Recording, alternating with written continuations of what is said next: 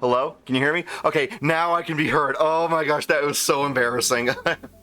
Okay, what I was trying to say was, hello, welcome, I am Zargram, magician extraordinaire. This is my studio, where we explore the arcane, the strange, the interesting, and the bizarre.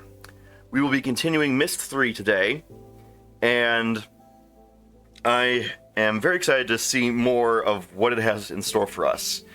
As I understand it, the actor who played Grimmer Wormtongue, and as well as doing the voice acting for Chucky in the Child's Play series, is playing the main villain, and that I think is pretty cool because that guy has an interesting amount of range, but he also just does a great job of being eerie, I think.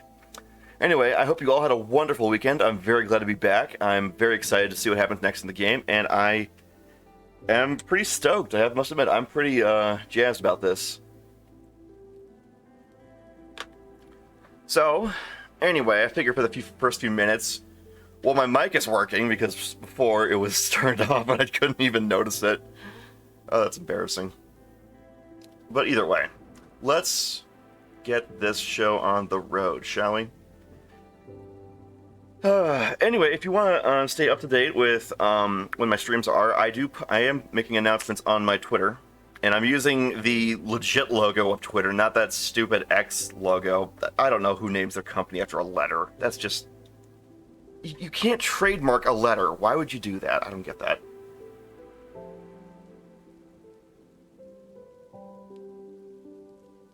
Anywho.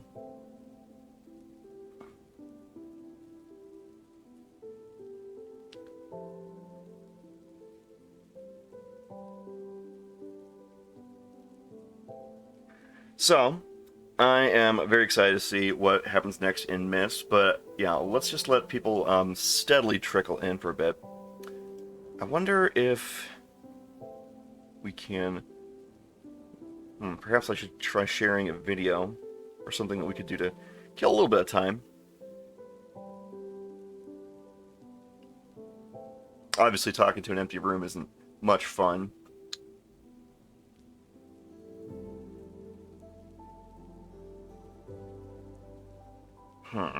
Oh, by the way, I've been talking to the person who was setting up a nice surprise. I might be getting my first animated 2D model soon, so I'm very excited about that.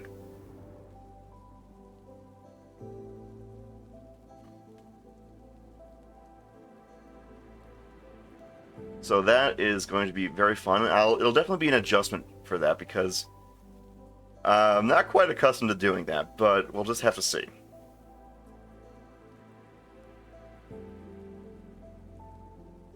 But anyway, I think also for our moment of magic near the end, we're going to do something a little bit different this time. Because a lot of these books I keep reading from are a bit odd, or they keep having some kind of, like, you know, major hole in them. So I'm thinking, what if we try something a bit different? There's a video about string theory that makes it pretty palatable that I would love to share with you guys.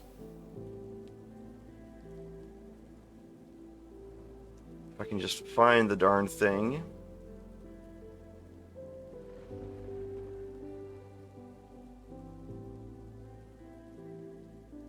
I think I can find it.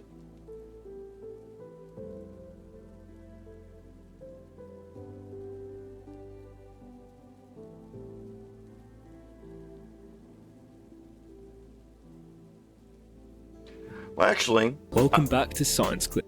What we can do is I can start off with this video, and we can share it.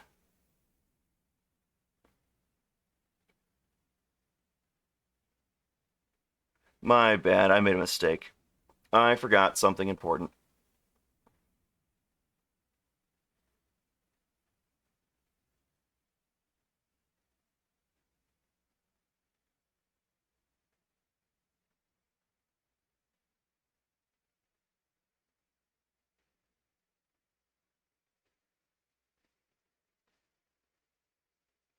Just a minute. It can be such a klutz sometimes. Alright. Boom, boom. We're gonna go here, and boop, boop.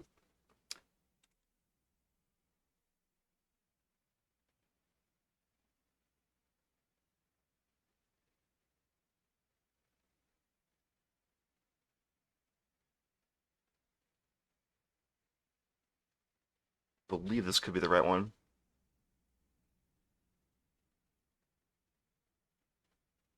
Yes, I think this is the right one.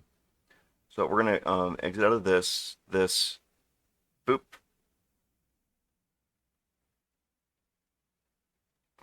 There we go. This is a video that I think does a cool job of explaining string theory, and for those of you who are not familiar with it, this makes it very palatable, so I'm very excited to share this with you guys. So let's get into it.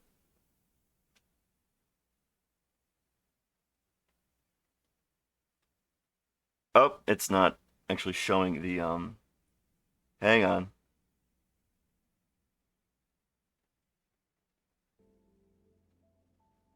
Yeah, we'll use this. Boom. Alright, let's try this again. There we go. Welcome back to Science Click. Today, string theory.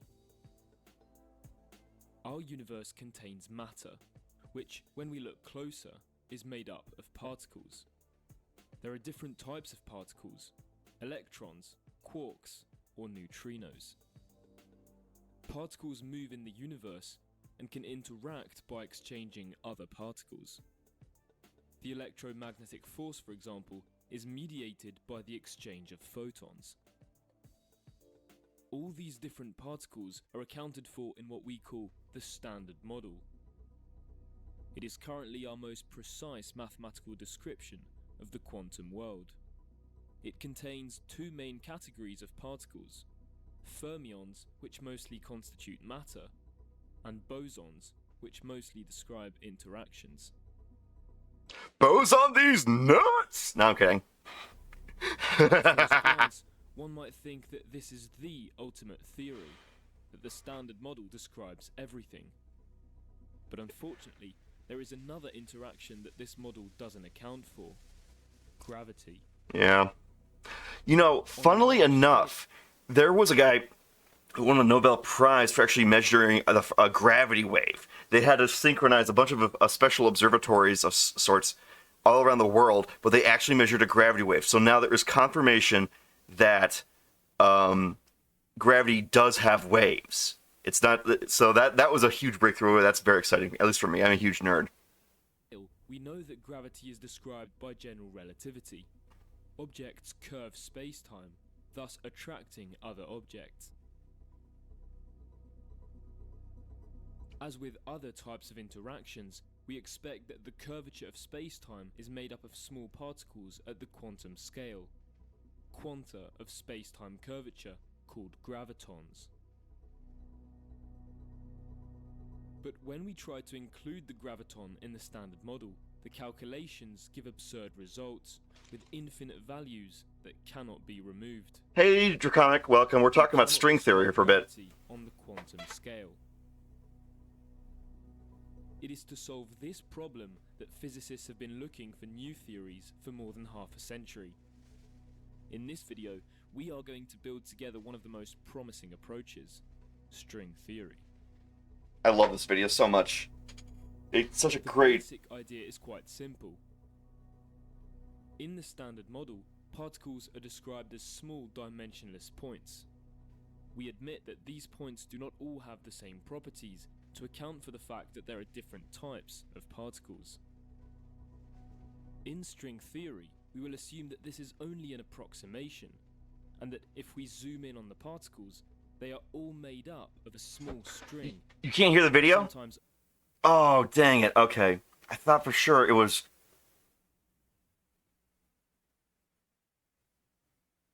open. How about this? Can And you hear it now? sometimes closed. These little strings have tension, like tiny rubber bands, and they can vibrate. Is that working? A guitar string can vibrate in different modes, harmonics.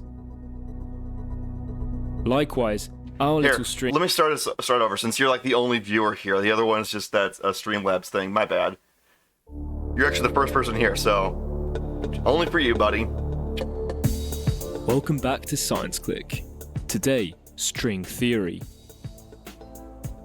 Our universe contains matter, which, when we look closer, is made up of particles. There are different types of particles: electrons, quarks, or neutrinos. Particles move in the universe and can interact by exchanging other particles. The electromagnetic force, for example, is mediated by the exchange of photons.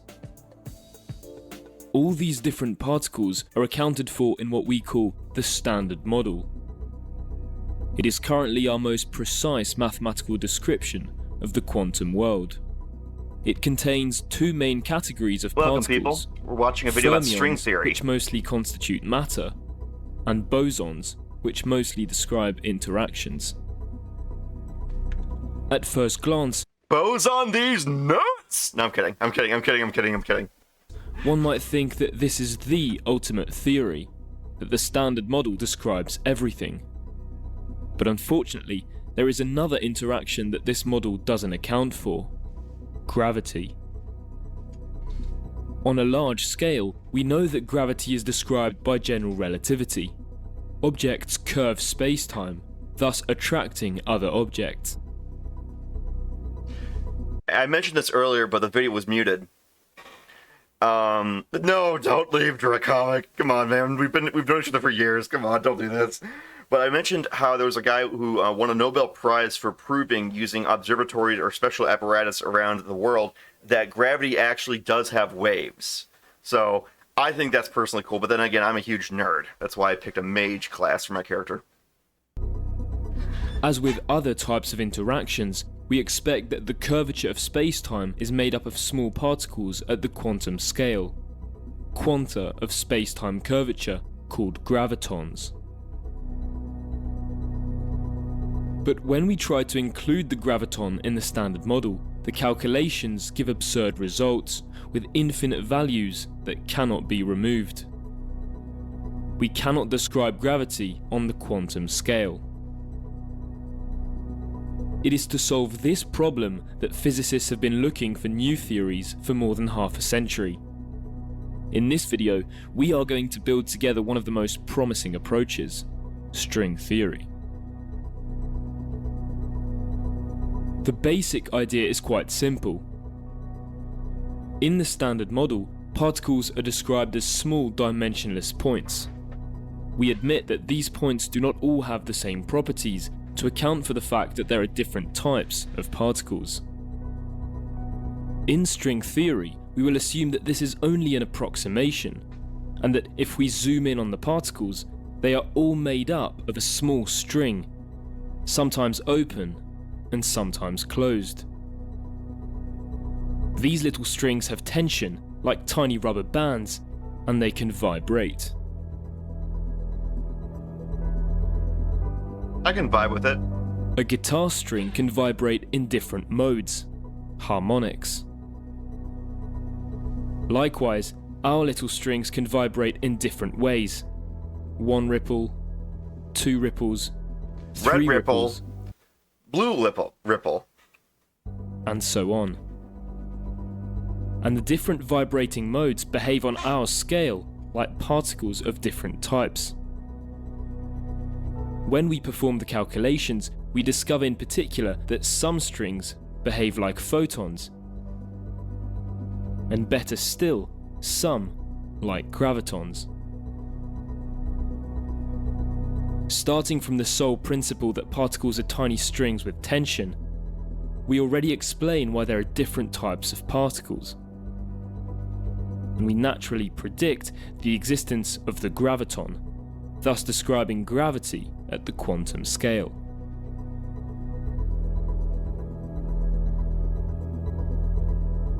We now want to understand how these strings evolve through the universe.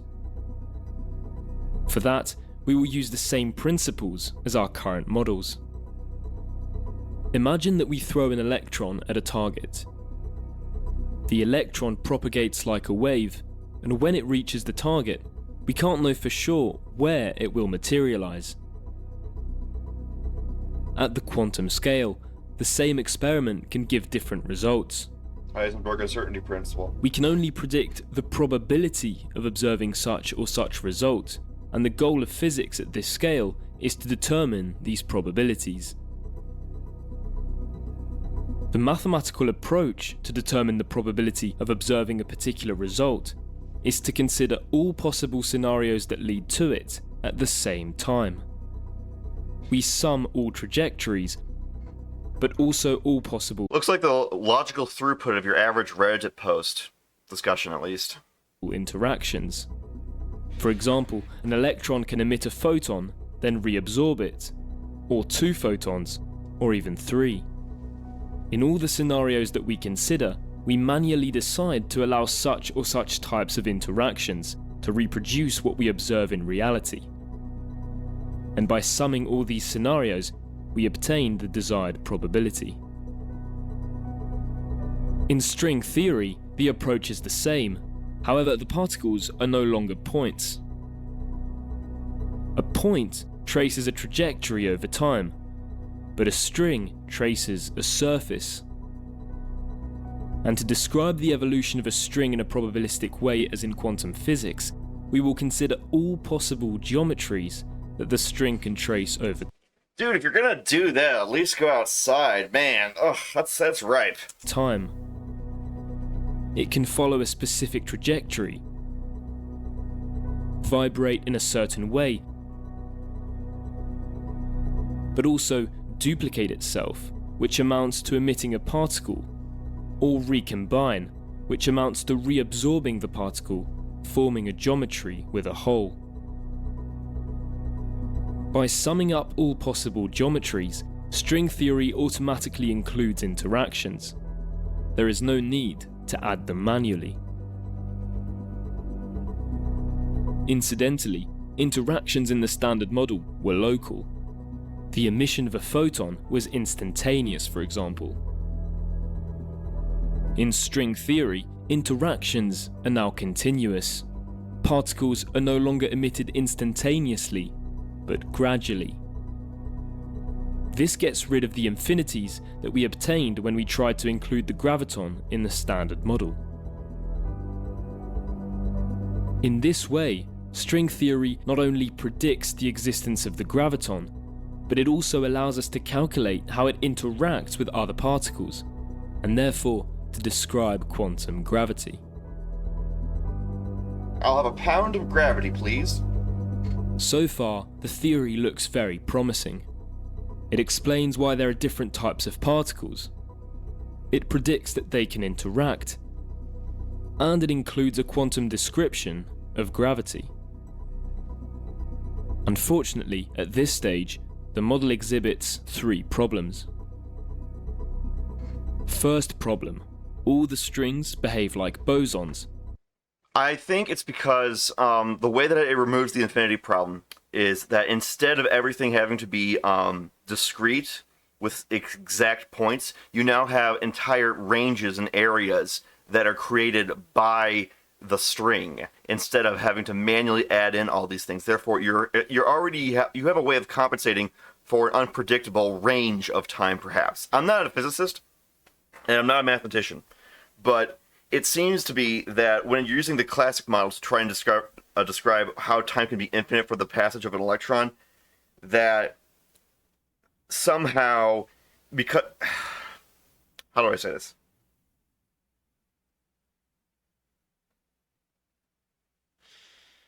I think what they're trying to say, now don't quote me on this, but it seems to be that with a standard model, you're assuming that the passage is infinite. And because you're assuming an instant time, you get infinity propagating and causing errors. That seems to be my understanding. I could be wrong. I probably am wrong. And someone will probably say, it's Zagreb, you're wrong for a gazillion reasons. I mean, hey, if I'm wrong, tell me. But anyway, but with string theory, because you're not saying it's happening instantly, you're saying all these things can have interactions with each other. You're not introducing the infinity and you're not having the error. That's what I think is going on. Such as photons or gravitons.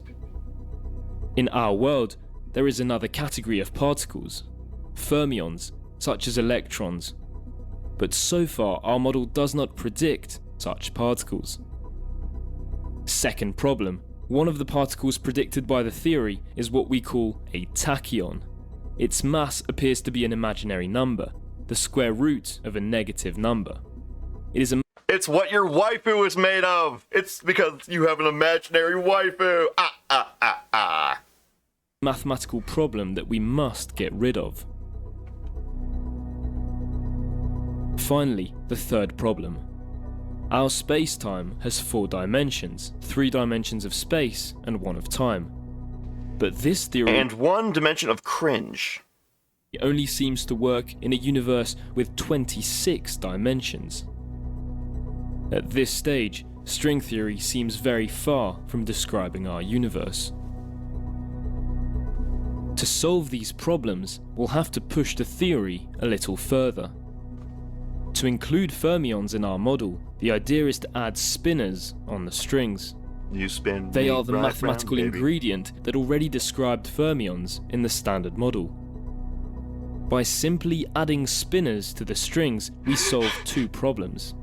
I don't know who Alt is. I don't know who you're talking about with that, but cringe cannot be measured, just observed. So the cringe uncertainty paradox, or cringe uncertainty principle, perhaps? The model now predicts the existence of fermions, and it no longer predicts the tachyon, the particle that was problematic.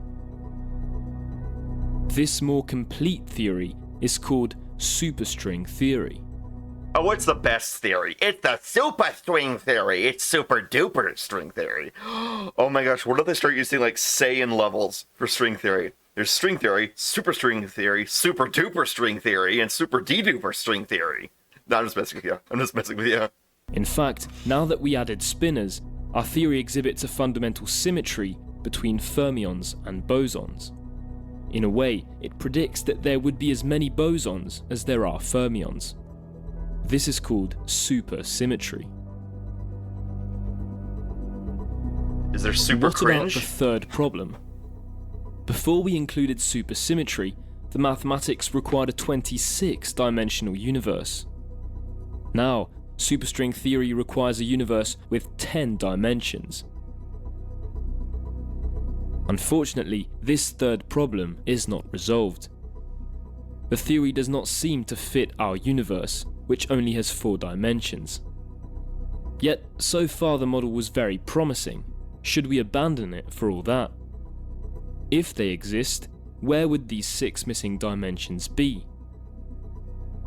One possibility is that our universe could just be a 3-dimensional slice of a larger 9-dimensional super universe. Everything's super. Another possibility could be that the 6 dimensions that we do not observe are curled up on themselves. It's Snuggle Party. To understand, let's imagine an ant walking on a straw. Ew. The straw has 2 dimensions. The ant can walk back and forth, and left to right, around the circumference of the straw. But if we zoom out enough, we only notice one of the 2 dimensions. The second one that curls around the straw is very small and cannot be seen on this scale. In string theory, we can assume a similar phenomenon. Because it's in Our someone's universe drink. would have 9 dimensions of space. It's in someone's drink. How would you feel about an ant in your drink? But 6 of them would be very small dimensions curled up on themselves, so that we do not see them on our scale. This hypothesis may seem a little far-fetched. Is it reasonable to assume the existence of dimensions that we do not observe? But it turns out that the existence of additional dimensions is a very interesting question that suggests phenomena that we might observe. For example, we could imagine a massless particle that moves at the speed of light, but partially inside a compact dimension. Whee! From our point of view, we do not see this dimension, and therefore the particle seems slower to us. We only observe part of its full motion. It seems slowed down, as if it had a mass. The idea of additional compactified dimensions thus suggests a fairly simple mechanism through which some particles might exhibit a large mass. However, it would currently require too much energy for us to create them in our particle accelerators and confirm or not their existence.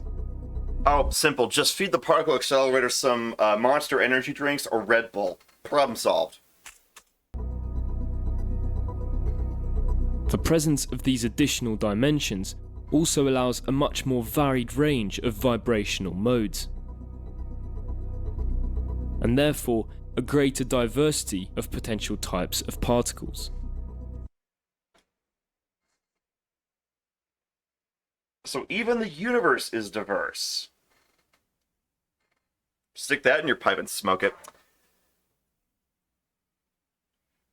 How can we observe dimensions that we normally can't nor have any reference for? Very good question. I guess this is what they call the wall of the knowable. In addition, there are a multitude of different ways to curl up 6 dimensions, and each possibility will predict a different universe. The moment when the universe's formation has its own Kama Sutra.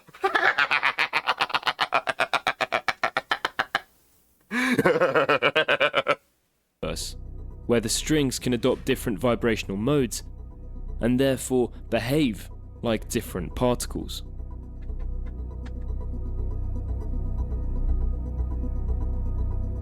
By carefully choosing the way in which these 6 dimensions are compactified, we can adjust our description so that it predicts the same particles as those we observe in our world. That said, among the myriad of possibilities, it is not yet clear why our universe would contain the particles of the standard model, rather than some other possibility.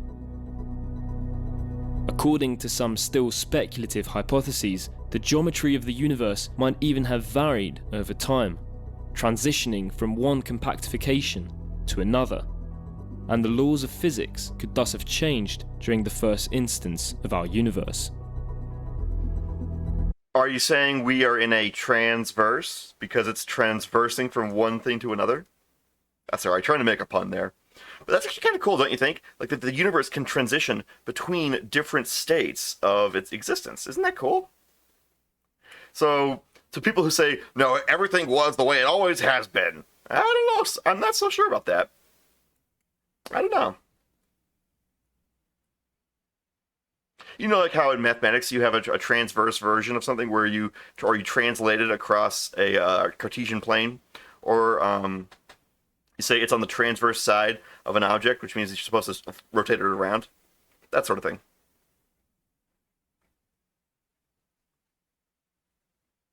I take it, Draconic, you don't like puns. You don't like it when I'm being punny. Okay.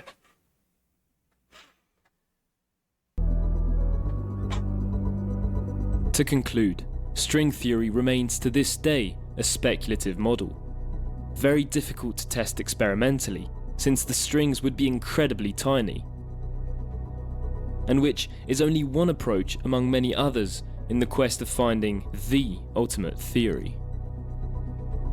However, it is still one of the most promising models, whose insights have far exceeded its original goals. Strings allow us to describe gravity on the quantum scale, and open doors to the study of black holes. So then who's pulling at the strings? They help develop several fields of mathematics and get a better understanding of the Standard Model itself.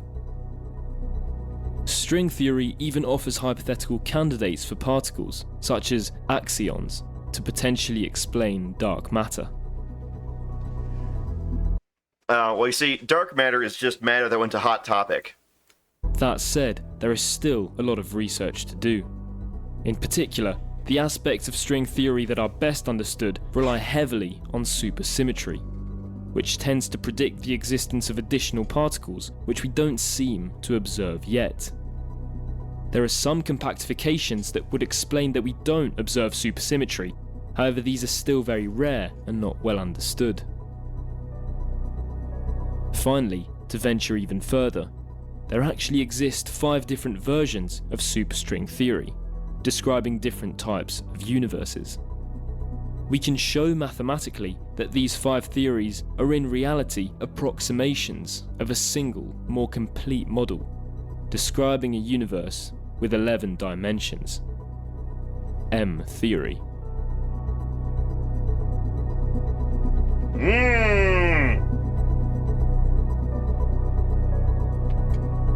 Basically, you come up with many different ways of guessing how the universe actually works by trying it from several different angles, and then you try combining all those different angles together to create a more complete picture.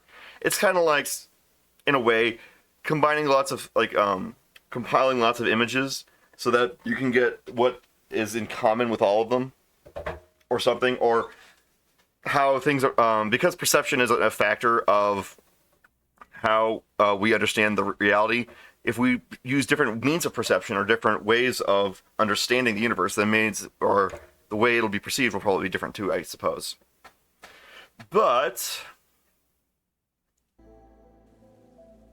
let's get ready for Myst 3. How about that?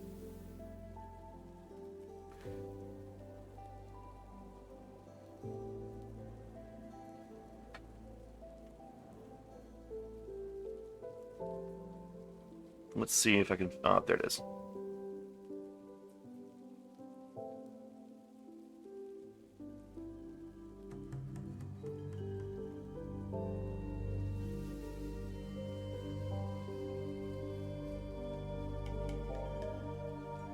Alright. Yeah, I suppose it's kind of like that. Alright, shall we get ready to delve into Myst once again? Let's see here.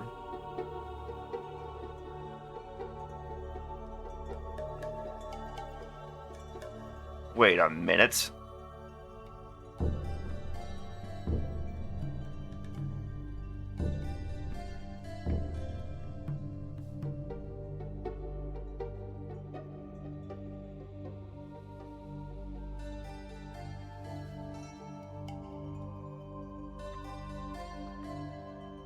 Orcs Must Die 3. I have never played that game.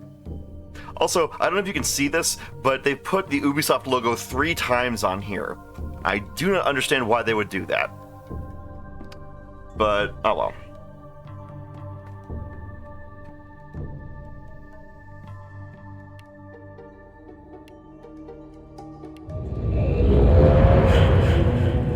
Alright, here we are. Now, if I remember correctly, I think we need to get something going through this diaphragm of sorts. Or aperture, I should probably say. So, let's go back in here.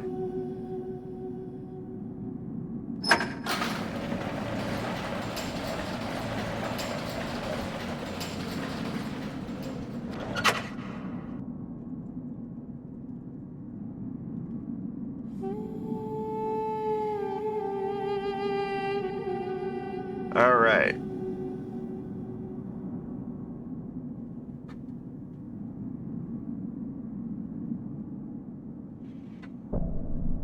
So, okay, we got some kind of weird light thing here.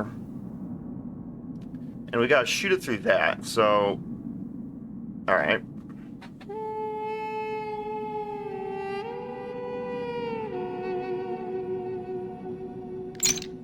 No.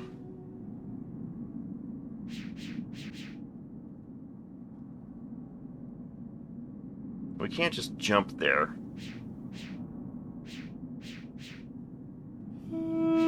Gotta keep that ankle safety, am I right? You can't just leap over there or climb across on this cable. Hey, wait a minute. Yeah, we could totally scooch across on the cable. Whatever.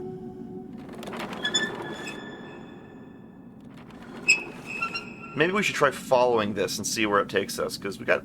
Oh, it's like an airship type model thing. Weird. So, then...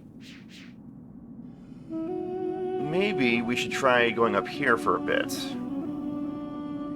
Because I remember coming up here before.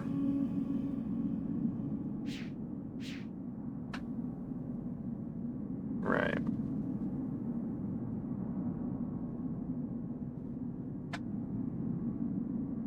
Water. Pond. There's like an airship cable that goes through this thing or something. Oh no, that's just the catwalk. So... okay. You know, let me check something. Hang on.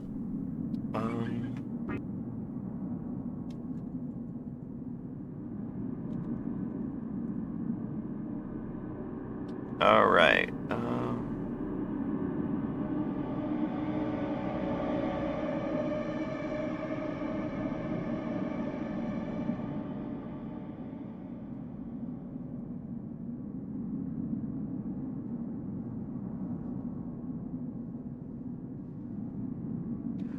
Oh!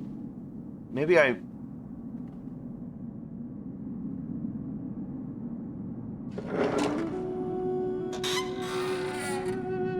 Where did I put that? Where did I put my notes? No, not that, not that, not that. Not that either. I had some notes here about...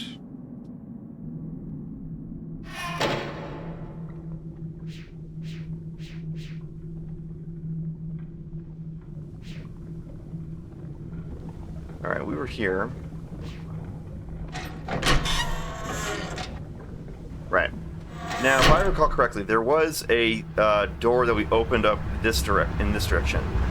So yeah, one of these is not powered. In fact, let me adjust the volume, because I think this might be a bit too loud.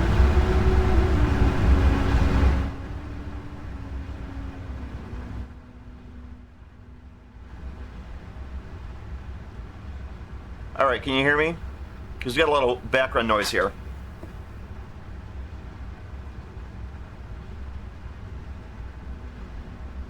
Alright, I'm going to make it a bit quieter. Let's try that.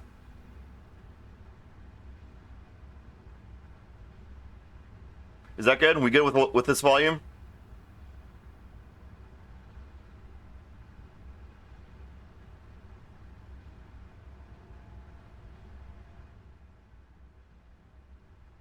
There we go.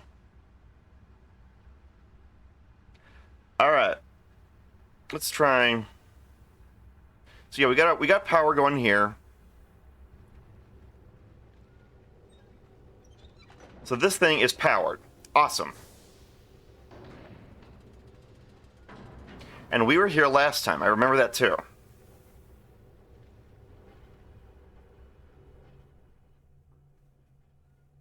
Right, this is where we powered things up with that doohickey. That big... Alright. Bum, bum, bum. So now I do remember that there was a door similar to that near the beginning. Oh, is it too quiet now? Here, one sec. There, now it should be at the same decibel level that I can hear it, so... Now I'm not going to be like, hey guys! Let's see if this gives us anything.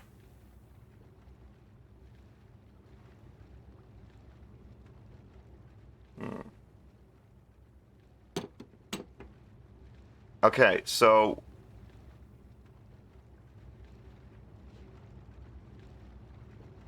Is it broken?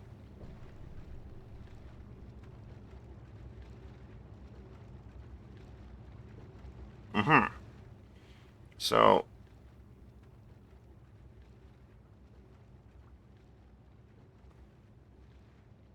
So there may be an interruption in the cable that goes from there to there, so...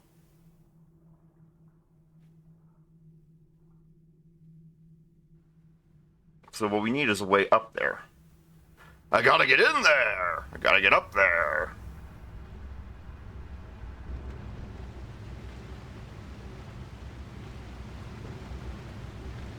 So, there's the power cable. Whoop, going all the way there. Comes all the way back here. And that's for that, right. So now we gotta go all the way back there and see what in the world is Carmen Sandiego. No, I'm kidding. We need to figure out what is blocking that cable over there. So, alright. There's the cable. Goes down. Bro, it goes down. No, it don't. Yes, it do. Bro, it goes down. You ever watch that old Vine? I miss Vine. That was fun. Okay, so we got some power cables going here. Boom. And there's something that looks like it's broken. So this must be where we need to be, right?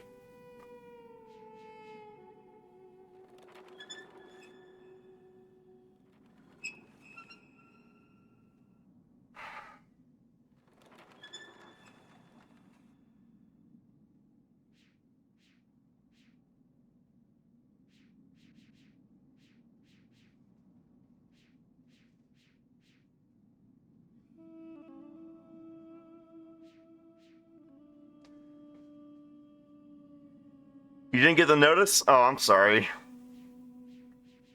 I do have a Twitter, so if you want to follow me there, feel free. So, where... Is that a lever? No, it's just a way to fasten it. So we need power to get to that other sphere thing.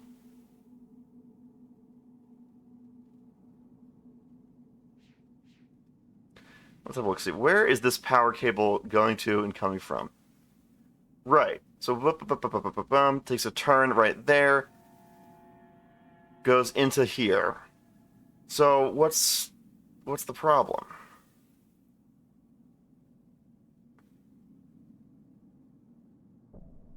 Is it perhaps this lever that opens the aperture?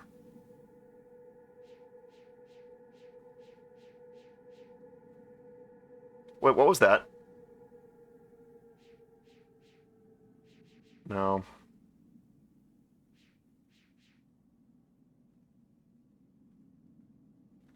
Okay, I have an idea. Let's take this way over here.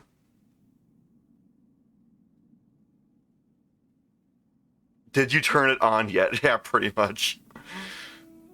So let's go try Boom. Boom. Boom. Okay. So now we go down this thing. The spiral elevator. So we have water powering one of the orbs, and I am not pondering that orb just yet. So there's this lever which just opens this thing, but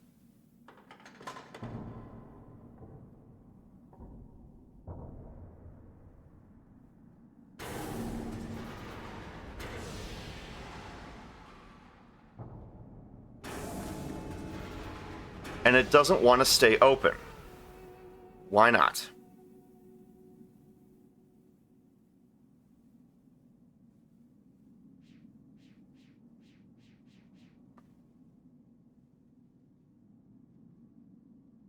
What am I doing wrong? Okay. Yeah. Okay, so I activate that. I don't know what the valves do. Not yet.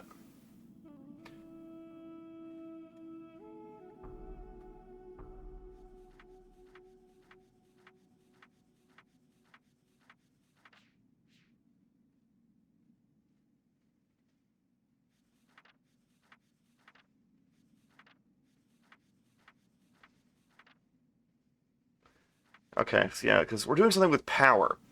And we activated the power to come here for this elevator. So what am I missing? Ah, jeez.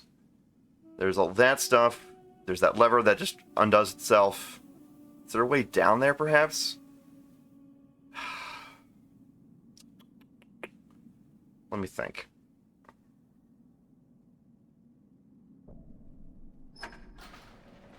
So, this is working, but we need a way for, I don't know, I guess the airship to travel out of the aperture. So, is there something along here that I'm missing?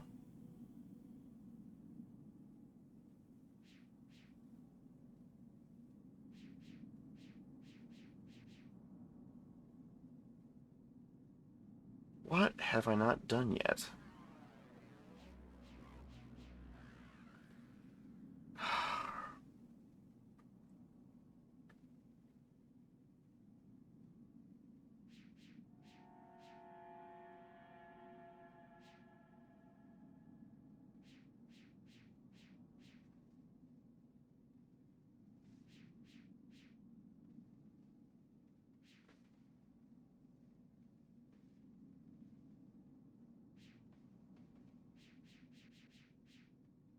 Dang it. Dang, dang, dangity, dang. Do I need to, like... Okay, I'm... Maybe I should try a different room. What's this thing?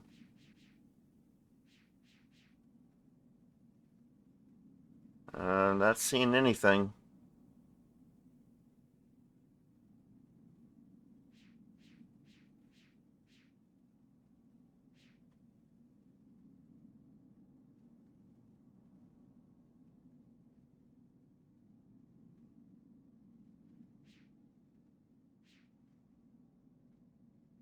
There isn't any steam going to the valves yet, so then we might need a boiler of some kind.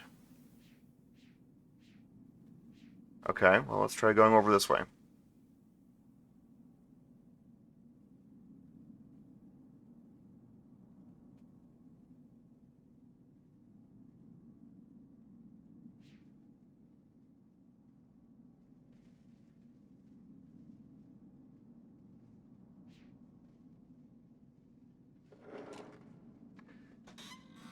Yeah, well, there was that lava room, which is where I wanted to kind of head, but I just want to make sure I didn't miss any, Alright.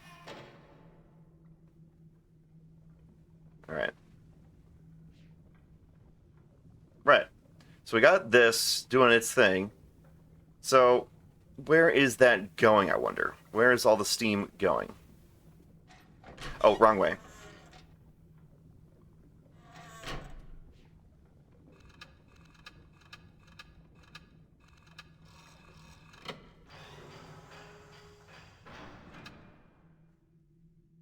Okay. Maybe the drive shaft has to go the other way?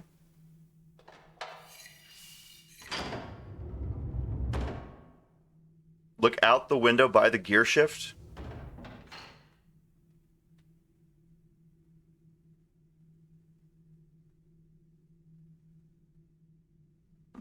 Is that a door?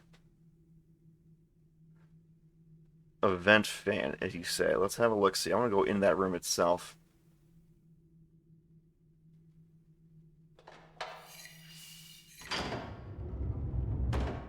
Alright, let's find out.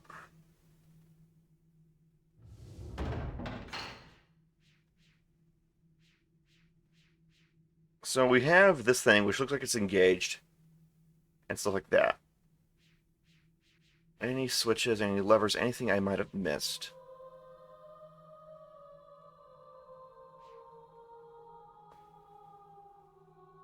Yeah, a vent fan. So, okay, so that goes someplace. Cool. And we're gonna have heat coming out of there. Also cool. Well, no, it'll be hot. So where that probably goes down to that big pipe that we just walked across, because the positioning looks roughly correct.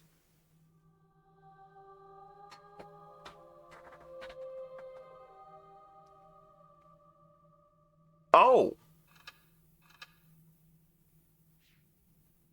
Sign of the gear shift. Ah, I missed something.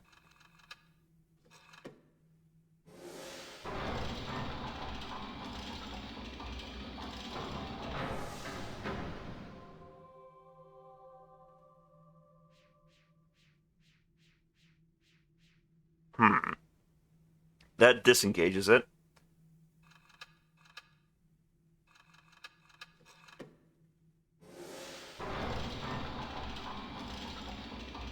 Yeah, the fan is not moving. Okay, so we need some way to power. And there's a power option up here, but they won't let us climb.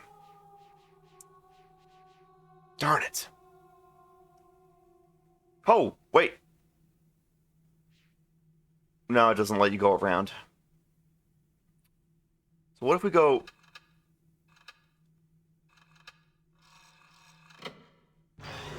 Aha! Okay, so we've trapped... That's not turning. But why is it not turning?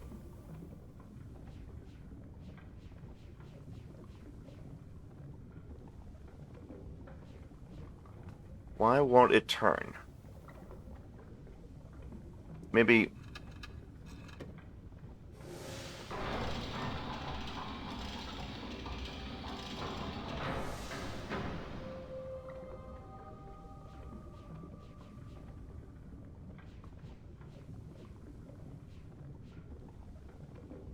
No.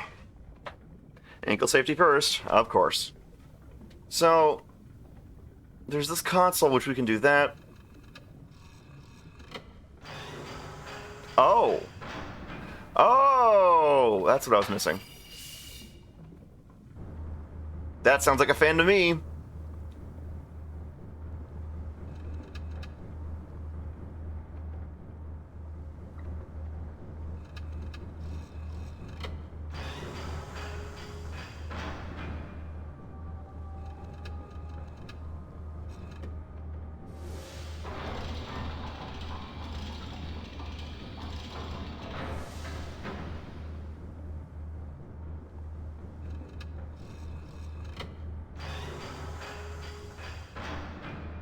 So the fan... What a weird way to set up a control area.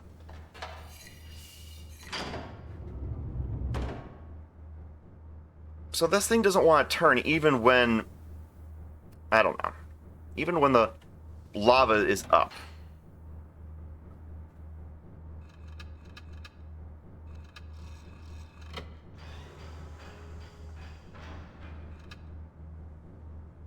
So strange.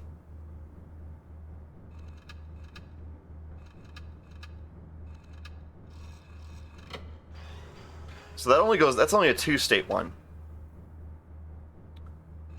It doesn't want to go up all the way.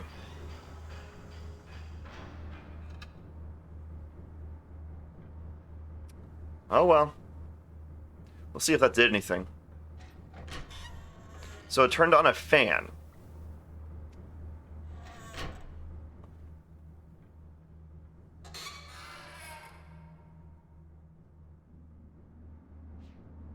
Okay.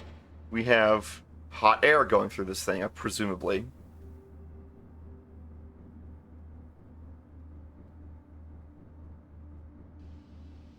Oh, I hear the sound of steam. Ha ha! That was the part I was missing then.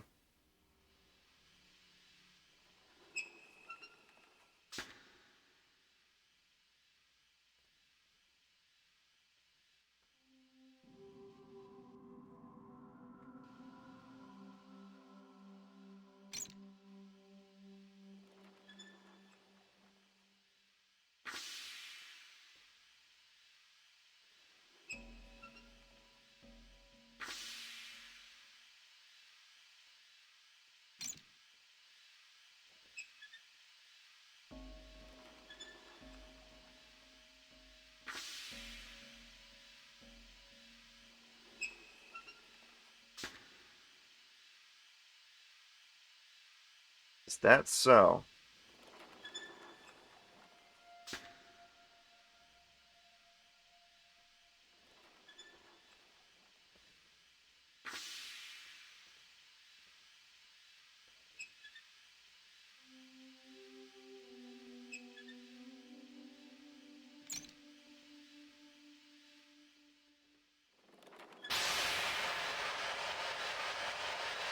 Oh, pressure relief.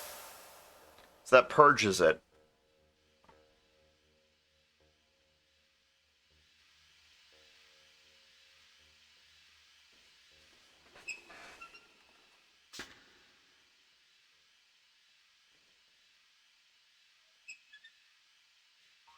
Why is that one broken?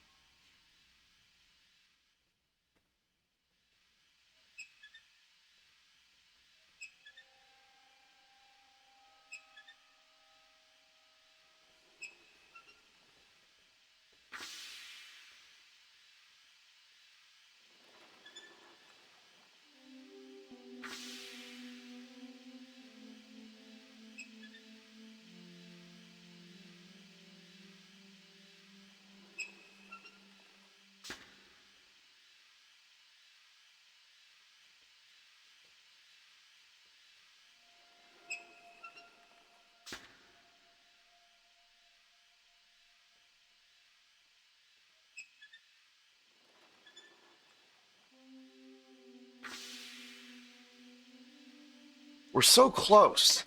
But what am I missing?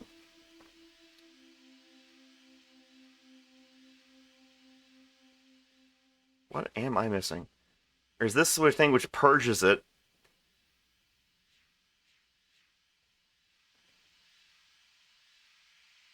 Any other valves?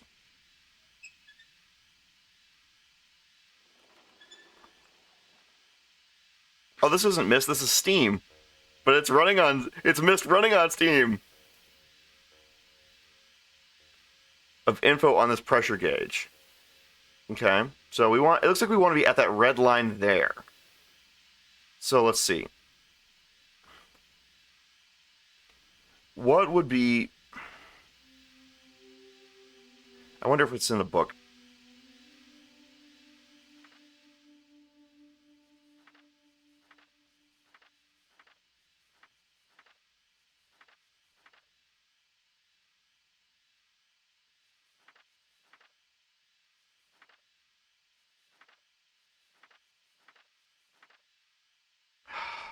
Darn.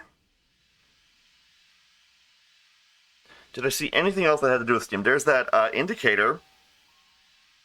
That light that has all those different things.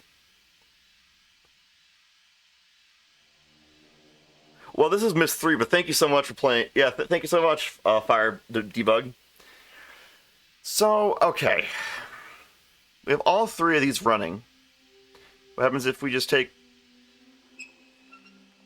Wait. What if I do this? And I do this.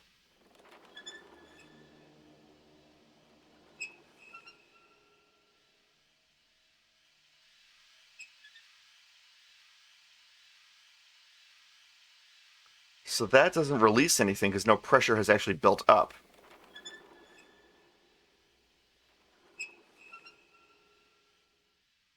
Okay.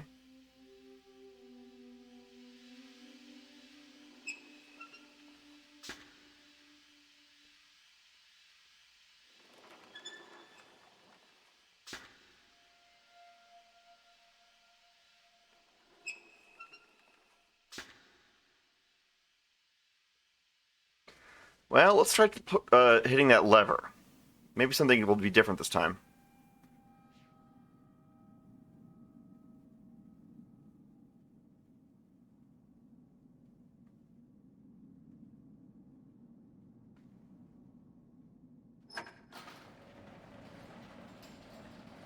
Oh my gosh, there is. Wait, but you mean the lever in the elevator there? You think that one's going to work differently this time? Because before it wasn't doing anything, but you're saying if I'm in yellow state for Steam, that it will do something then, okay? Is that what you're saying? So then we can try that.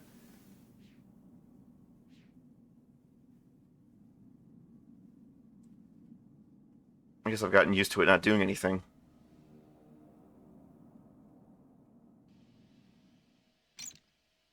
Yep, didn't think so. So we have a lot of built-up pressure here.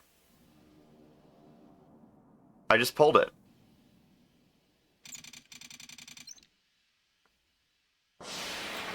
You pull out the other... Oh! Okay.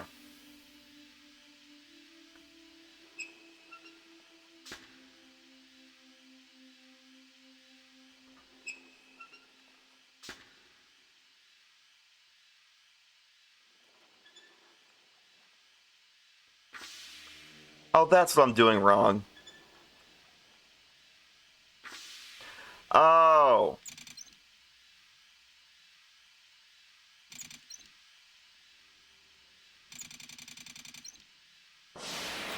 Okay. Okay. So what we need to do is release a bunch of this.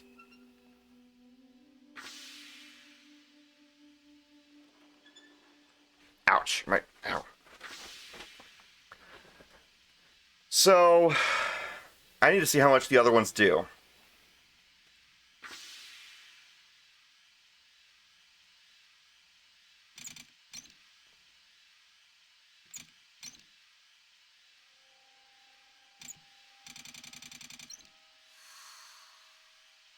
We don't have enough operating pressure.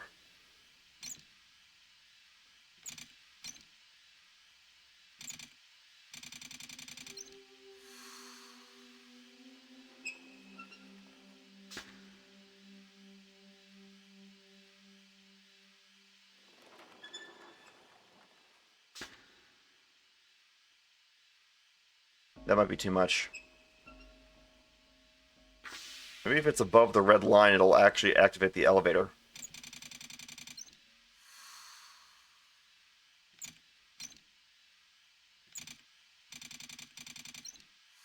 No, we need yellow, don't we? So we do need yellow level of pressure. Okay.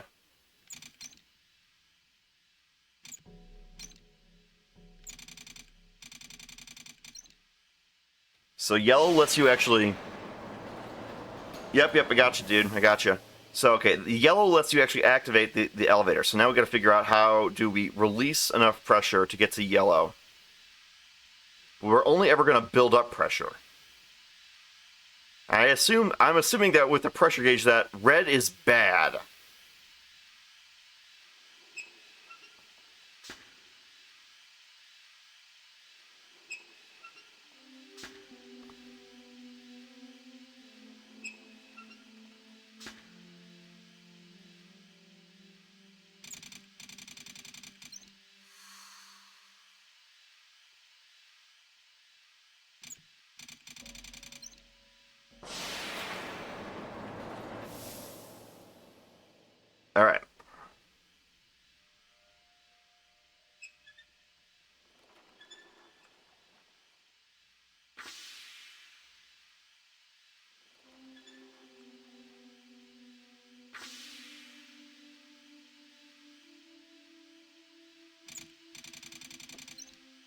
Makes an ass out of you and me.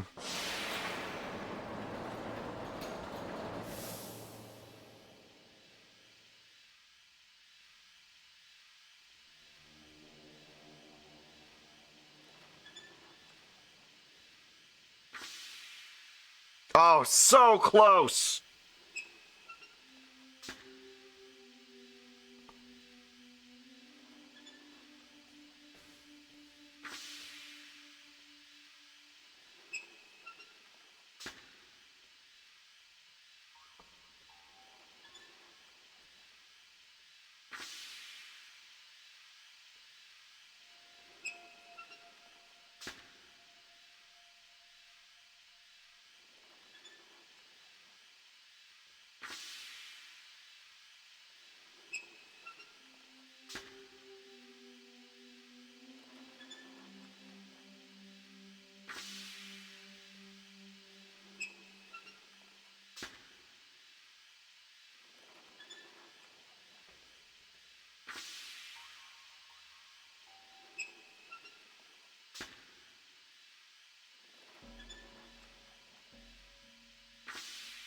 Ah, so close again.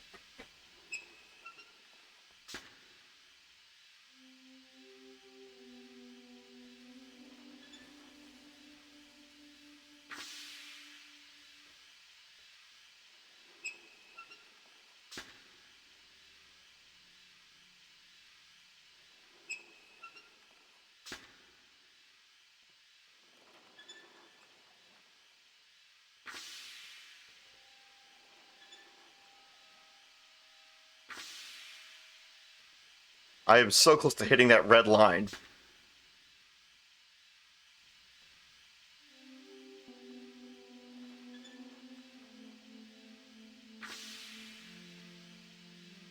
Alright, let's take a look. Go down, look at the valves from another angle? Okay.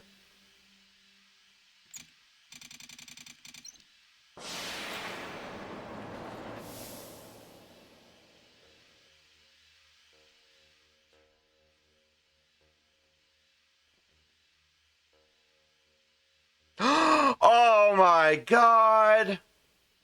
I'm stupid!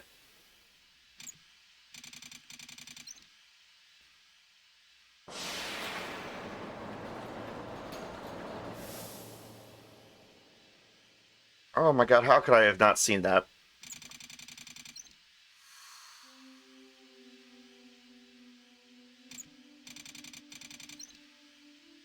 Do you need red to get to the third level? I bet you do. Oh my god, okay. Well, then, if that's the case...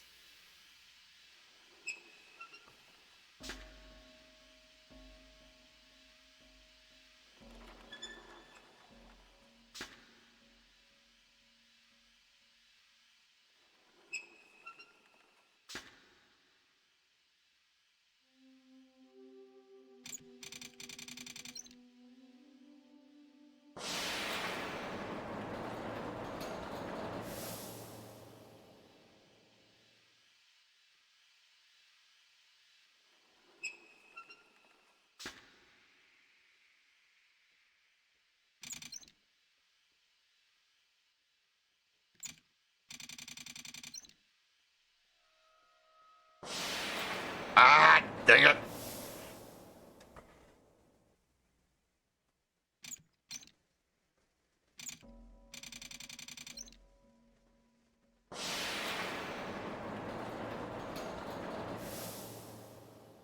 Anyway, I want to look up.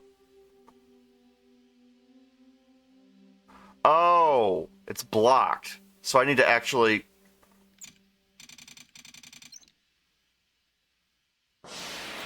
There we go.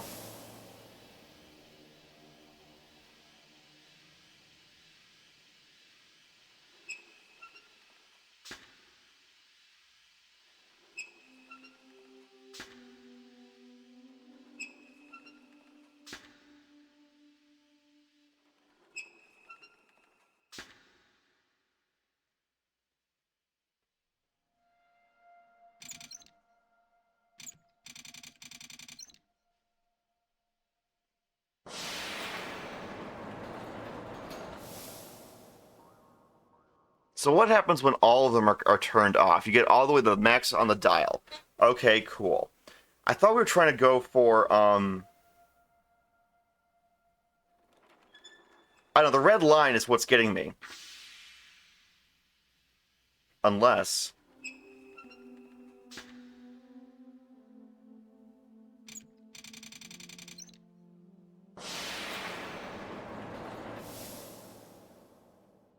What if we disable these?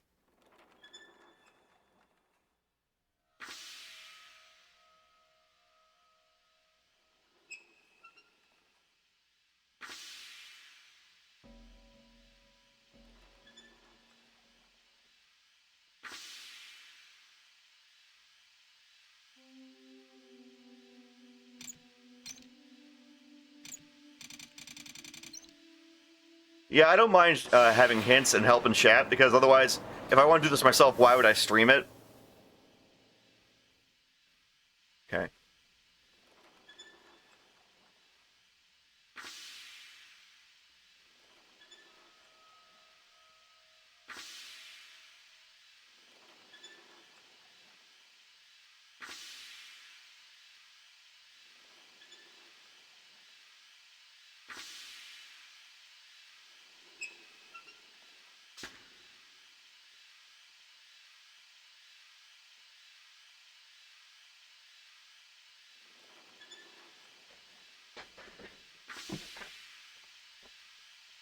Wait, answer me this.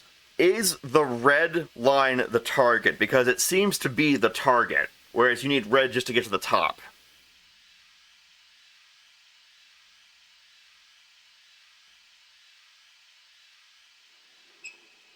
That's what I thought. So then... Okay. I need one to go by once, so there was one that did there... So we basically have to do the thing backwards. Okay.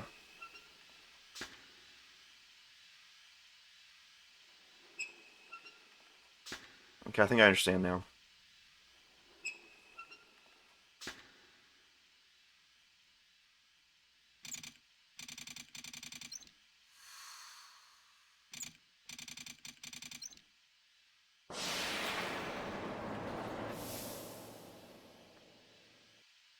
Right. Yeah, we have to do it in reverse order.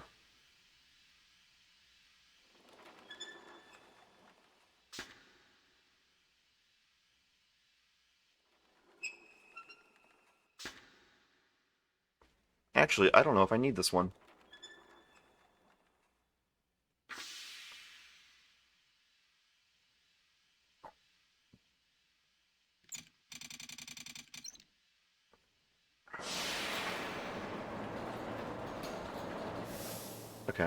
Okay. Okay.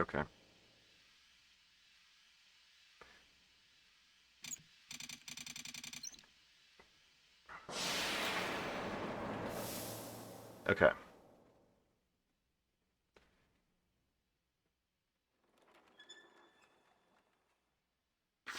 Yes! Okay. That's a 1.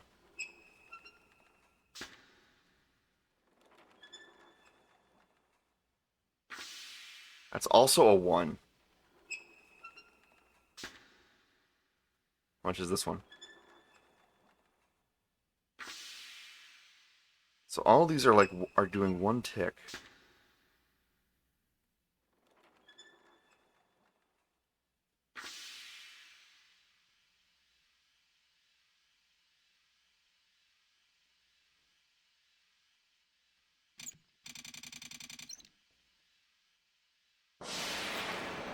It's not an addition game, it's a subtraction game.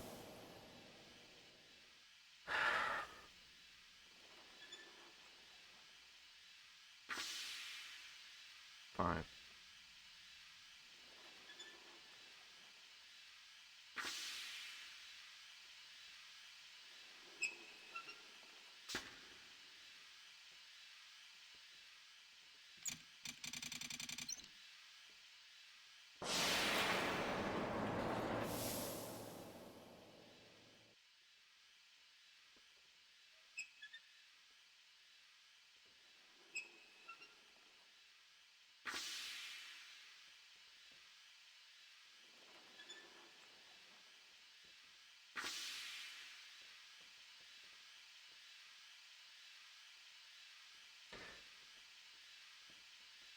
Oh, I need 2 on the top, 2 on the bottom, or 2 in the middle, and 3 on the bottom. Okay.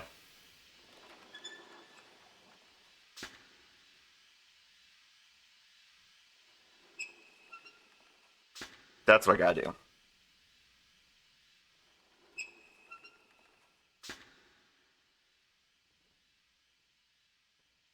Okay.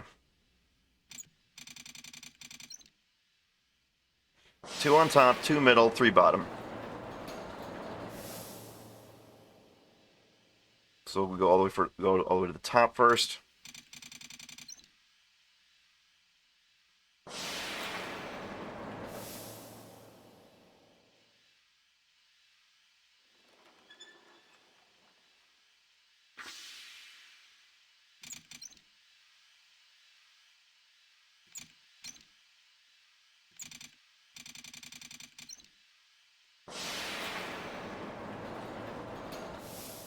Oh, hang on a second, guys.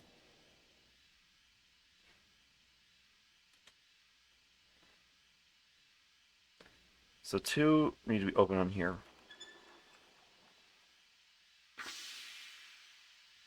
Right.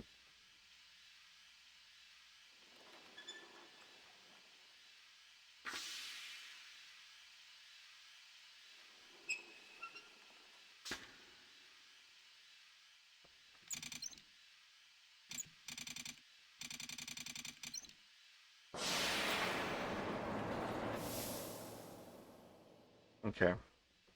And then 3 down here.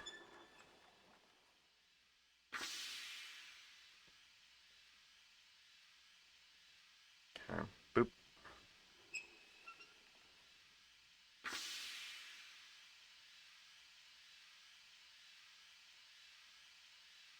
Then someone tried texting me, even though I was sure my phone was off.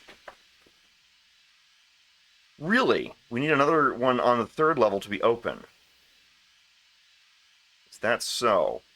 So 3 on top need to be open. Alright.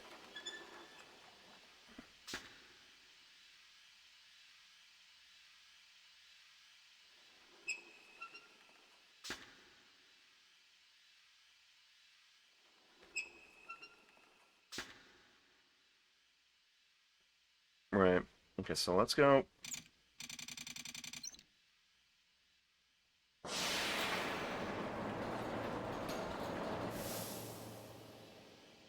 Yeah, open maybe is releasing pressure, of course. But what I'm trying to do is I'm trying to um, subtract my way into there. Can.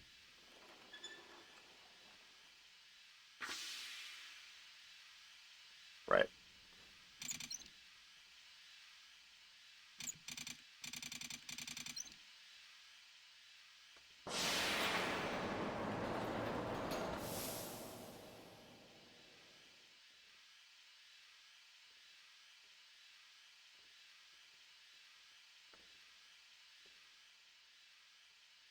It's all fine. No worries. I didn't even know that. I never even heard of that before. Interesting. I'll have to look that up sometime. Thank you for sharing. Okay. So if we do that, then we open all 3 of you.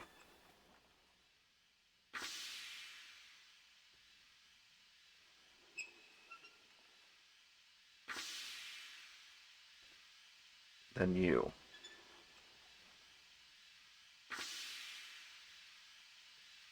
That's darn close.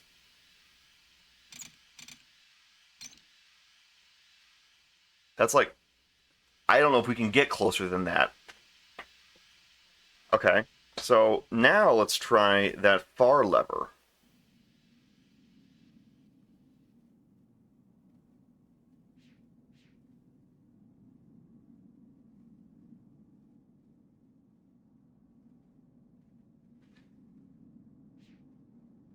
I see. I'd never heard of this before. I'm sorry you had to go through that.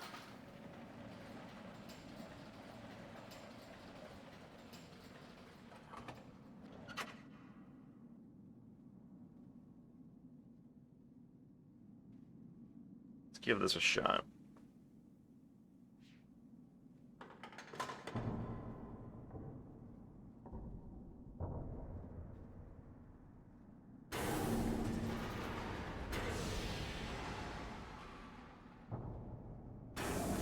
Nothing.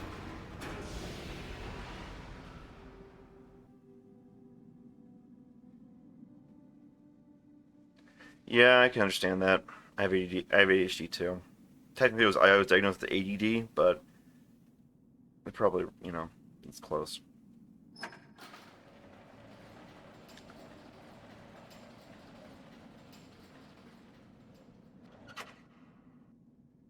So, the only other valve I saw there was that purge valve that just releases all the pressure. Is that what you're saying? Because there's that big old, because this is still doing its thing. And that's on the red line. There's this thing, but I'm pretty sure that depressurizes everything. Where does this go? That goes. Oh, it fills this up.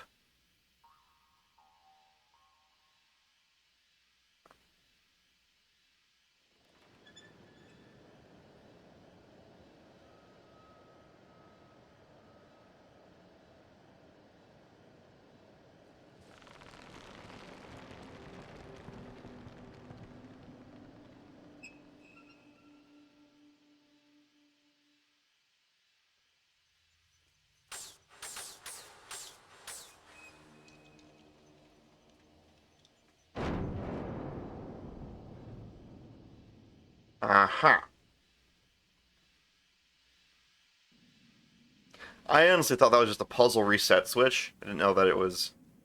Or maybe it does both things. It's both puzzle entry and puzzle reset.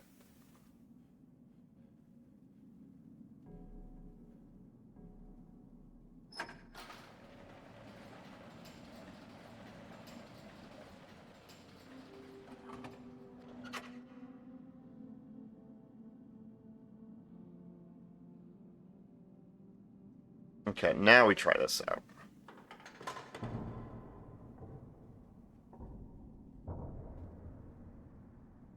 Oh, I see. And away you go! Whee! I don't understand what this does, but...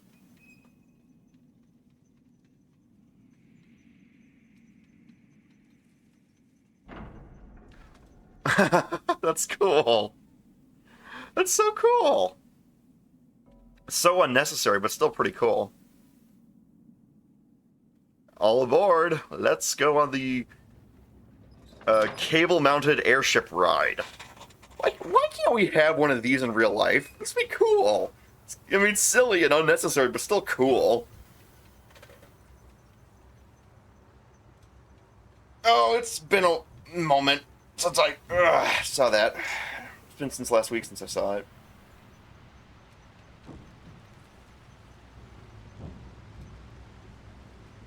This reminds me of the swamp photography tour in Majora's Mask.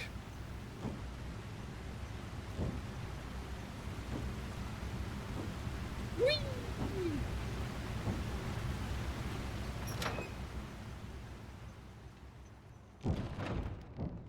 That's how we get here to power the door. I do remember the symbol now. Yes, it was an airship. There it is. Is there a way to get down quickly, or do I have to go all the way around? Uh-oh. Laputa! Whoa, whoa, whoa, whoa, whoa, whoa, whoa, whoa, whoa, whoa, whoa. It reminds me of the headquarters, that how it can take off in StarCraft 1. I never played StarCraft 2, though. And we got the DNA helix for these rocks. That's cool as hell. So do I take this... Is there a way to get up there from here? I think there is. Yeah. Okay. Hey, Tarth. Welcome. Whee!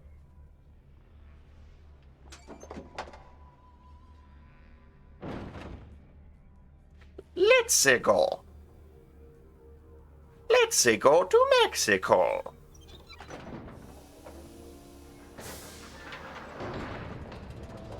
Okay, what do we got?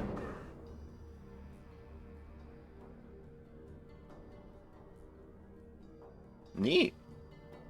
Cool. I'm gonna get a screenshot. That actually looks dope as hell. Whee! Down the service ladder. Uh-huh, uh-huh.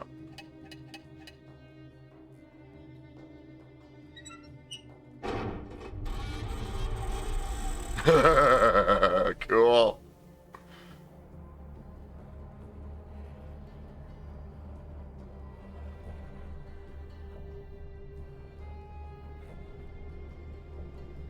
Interesting. Wait a minute, that looks kind of suggestive. You know what, never mind. It won't let me jump to Earth.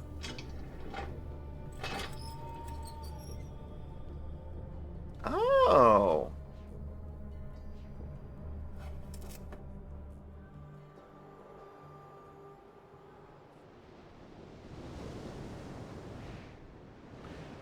Come visit scenic Janine. We have tusks the size of buildings. We have a crazy guy living in a weird lighthouse. And we have lots of sand and lots of rocks. And come stay for the adorable wildlife that only noms on mushrooms or whatever. So that's what that was.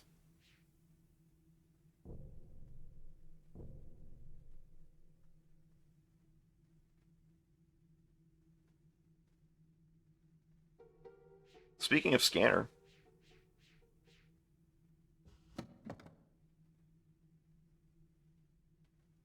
Oh, no, no, no, no! My son. Oh, thank God. Okay. Okay, so we did this one.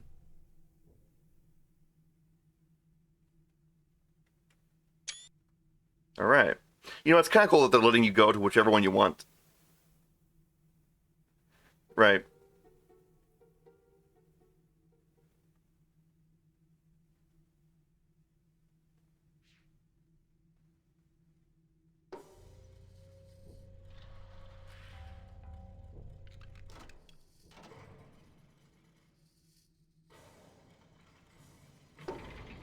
Egg?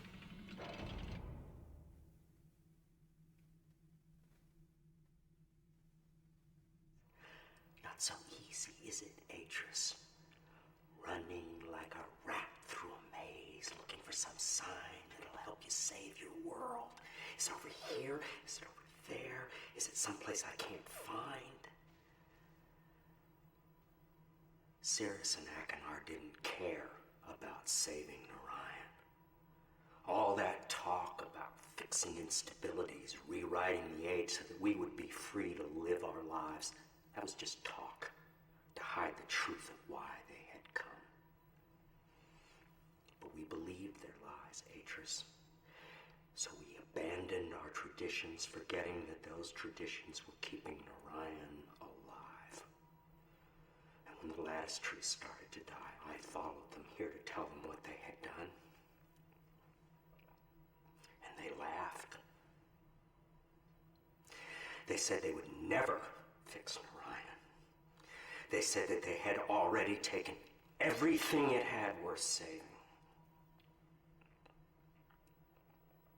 So, my dear old friend, Atris, I brought you to this place where your education begins. Find the remaining two symbols and then come see what your boys did to Narayan. you know, you could have just approached Atris instead of taking your revenge on Atris. The people I would blame are Sirius and Akinar. Atris is just a negligent father who was too engrossed in his studies to discipline his kids, and he messed up raising his kids.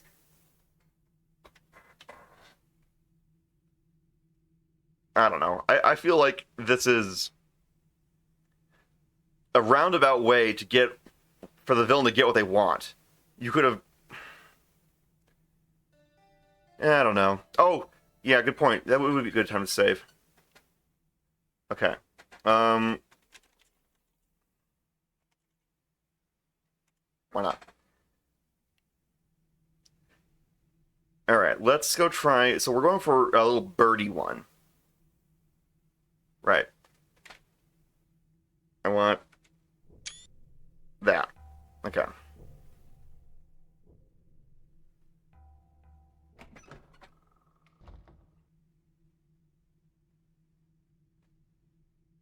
Gotta close the door behind you.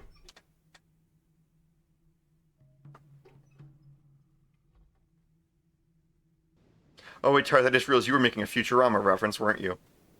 That's a good show. I think this is the birdie one. No, it's not. Okay, so the bird one's going to be over this way. Do you really need a ladder to go just walk down a boulder? Maybe it's just a level designed to let you know that you can go there.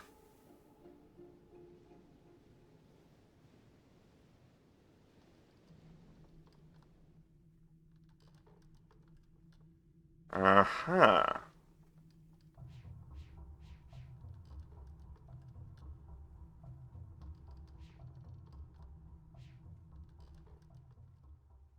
We need a bridge.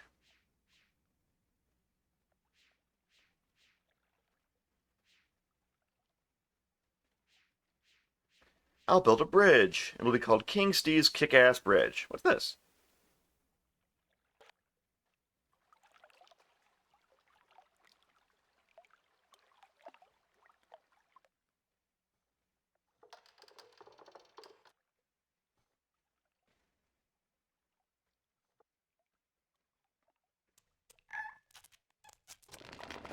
Oh. Oh my gosh! That's so cool! It's like something out of Pandora.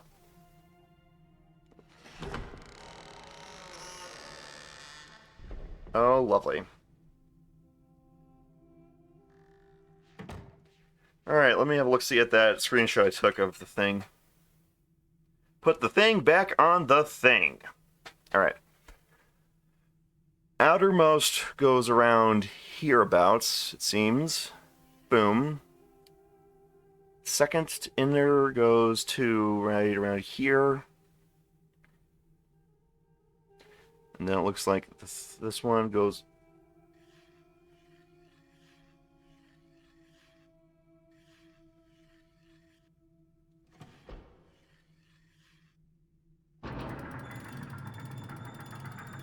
Egg! Well, it's also kind of like a pine cone or a Christmas tree light if you think about the shape of it. Edana. Edana. Yeah, Edana. Okay. Boop.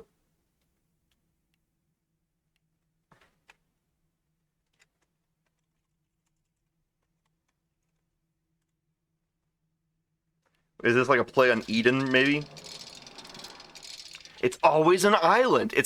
I bet I know the reason why it's always an island. I bet it's because of the limitations of the game at the time meant so that if you wanted to have a world, they didn't quite have distant terrain really figured out. So either you needed a wall like an Ocarina of Time, or you needed endless ocean, which is more credible.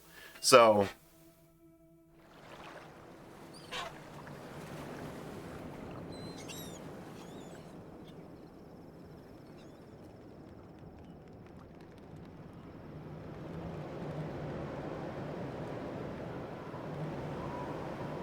We go from machines to plants.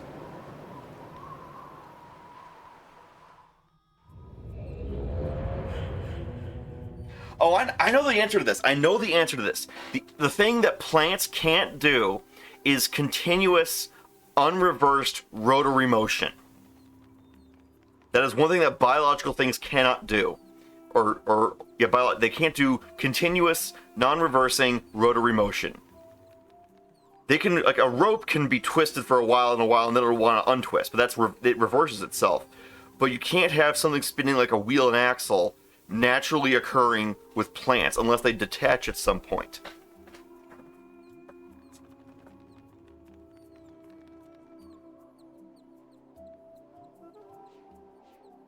And there's the return book. Great view.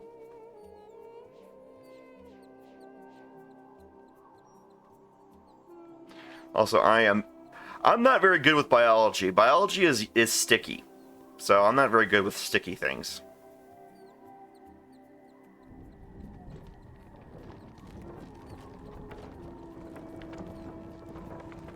Whee!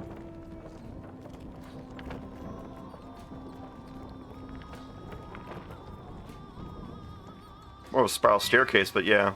Spiral escalator. Oh, how cool would that be to have a spiral escalator somehow? I don't know how that works, but that would be cool. Oh, a birdie. I guess that's a clue. A clue, a clue.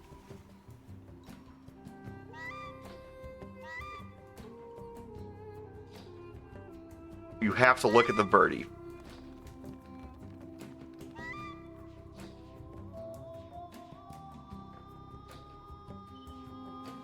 So we've gotten a birdie sound.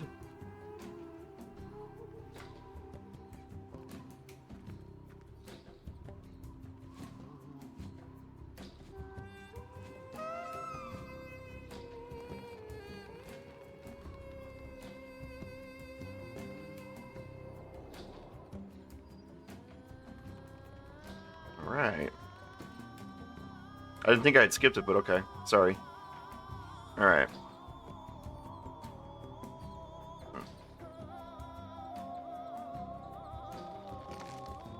Yeah.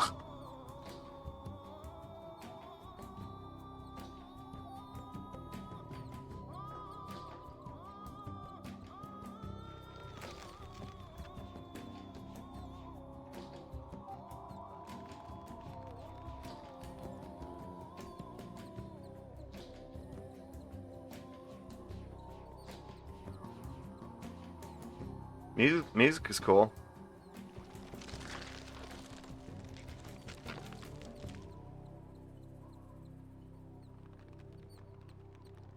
Oh, that's the return book.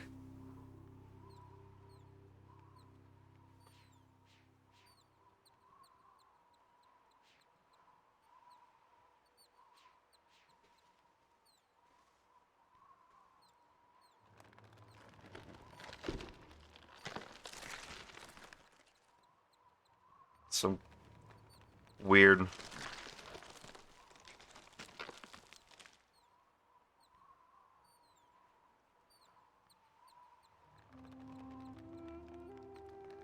Yeah, that is a cool thing. Good point. That's a symbol of how the age works. So, okay. So that's how you get home if you have to leave. So you're not trapped here. Alright. What's this thing? Ugh.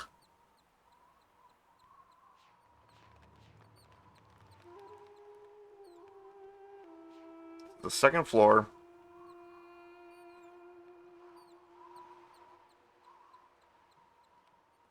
Alright, that's where we came from.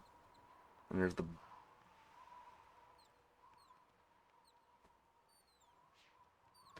Wait, what was that?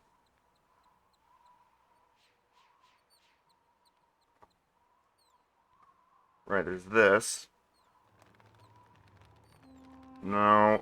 So we gotta find out where that bird went, because I bet that's still part of the clue. Whee!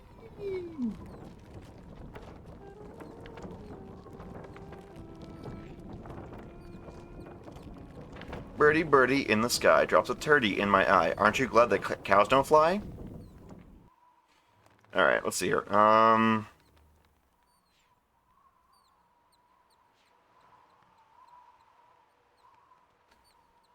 Right, I gotcha.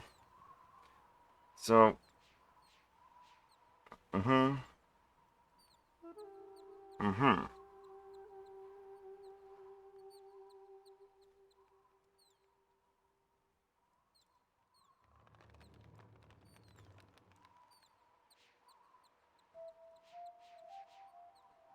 Hmm.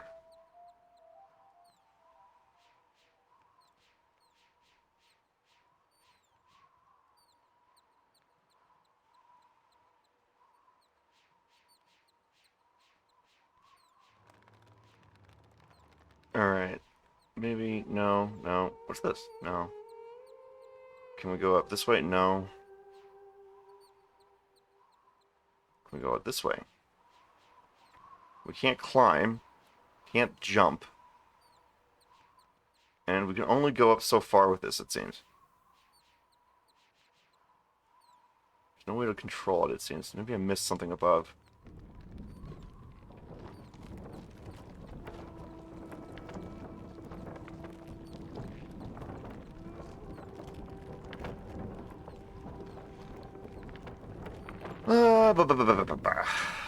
Let's think.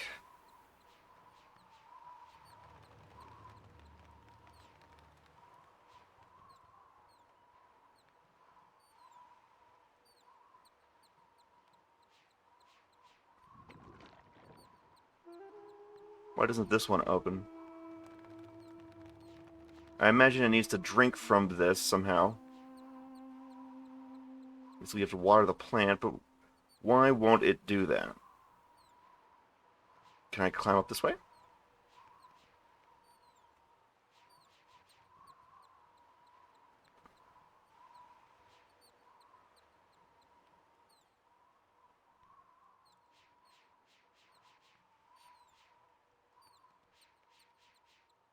Right. So we need the other escalator to get watered, as it were. So why won't it release the water? Let's see here. Maybe there's something up here that's a clue. Could it be this thing? This thing is the reason why?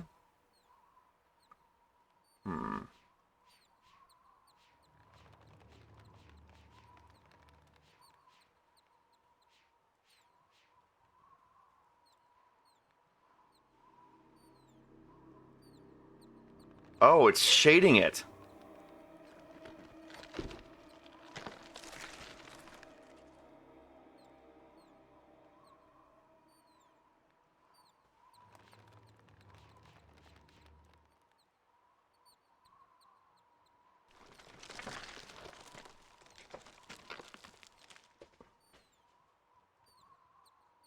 Okay, now it's got light.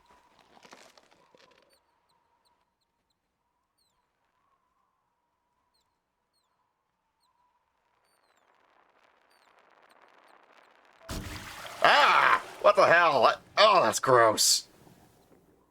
Ew! Oh, God, I forgot. Oh, biology can be so gross. Ugh.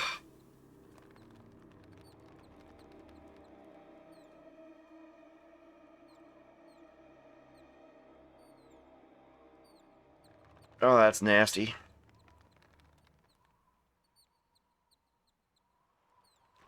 Oh, God.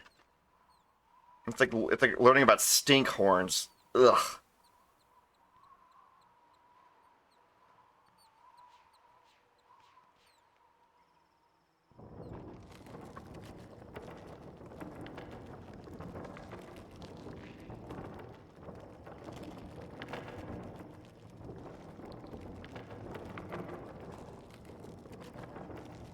Whee!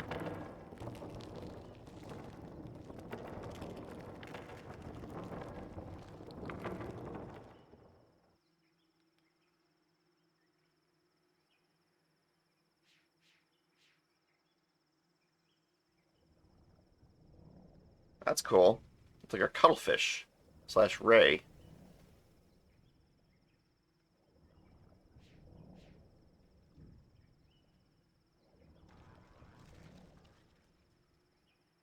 We just came this way. Can we go over here? No.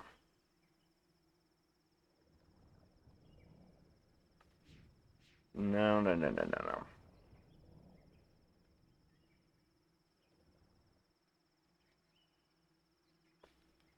Cool.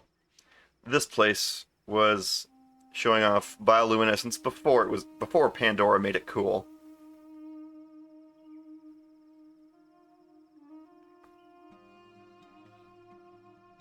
Oh, that looks sketchy.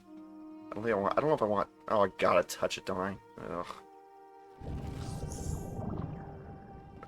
Ugh. Oh God. Move.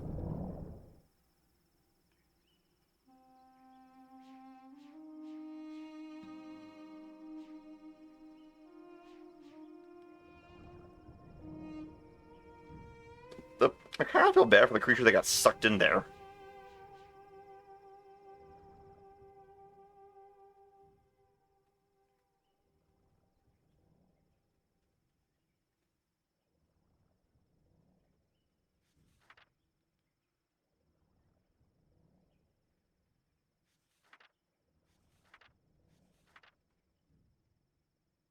Hmm.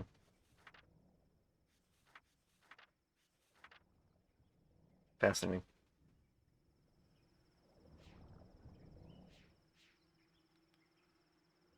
So yeah, okay. So we came this way. Was ist das? Das ist was?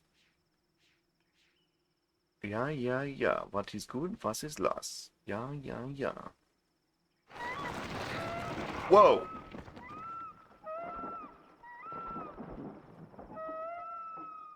The heck was that? I didn't see anything.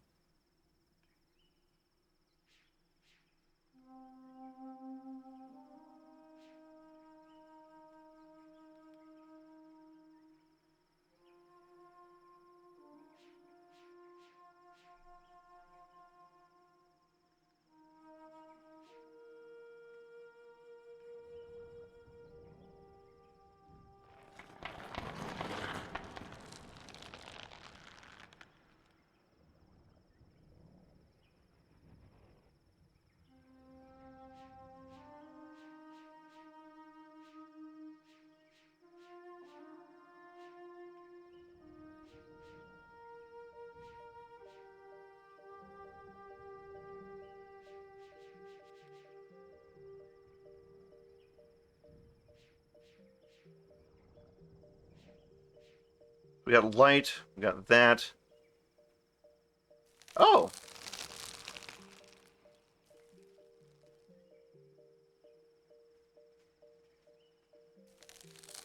Oh!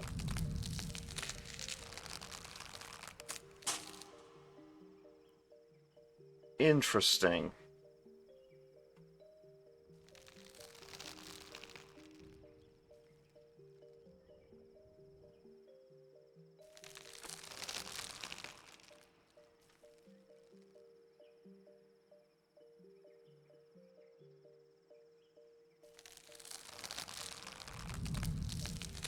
But it's not long enough to make...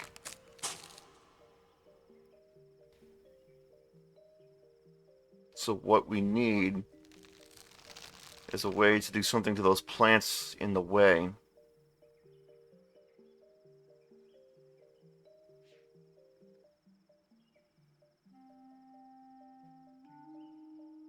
Oh.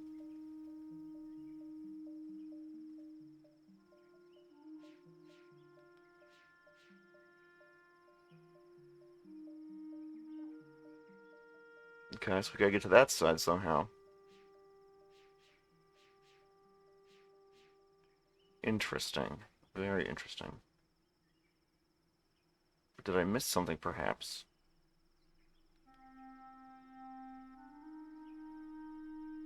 What's this?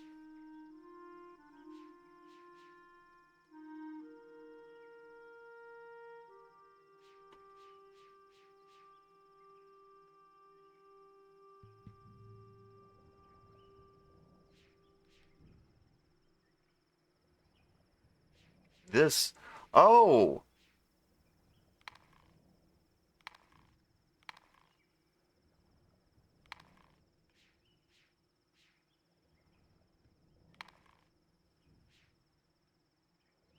It won't let me pull on it.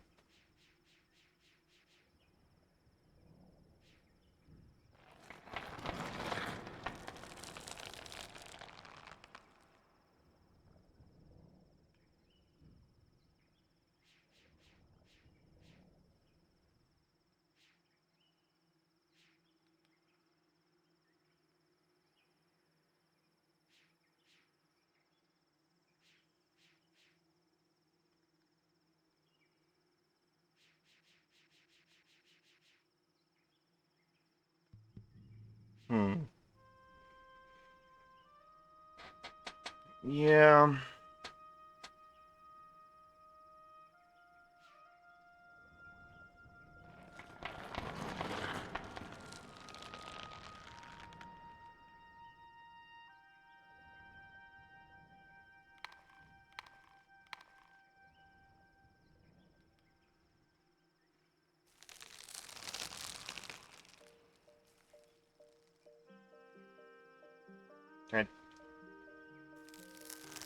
Ah.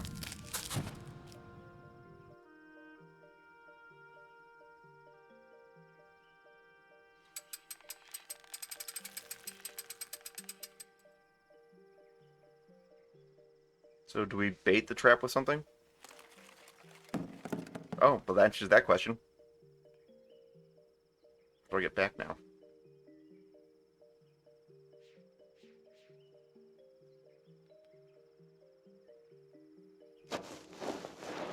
Oh, you could walk up that. Come on. You could climb that up that thing.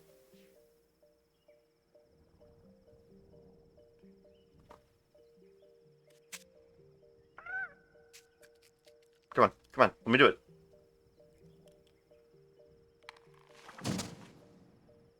Okay. So now we got creature here. So do we go over there and get the creature? I guess we do.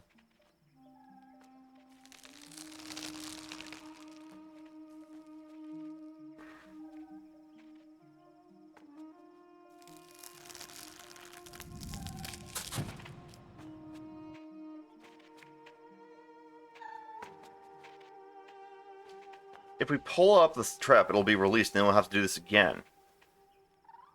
Unless it runs away that direction. Let's try it. Nope.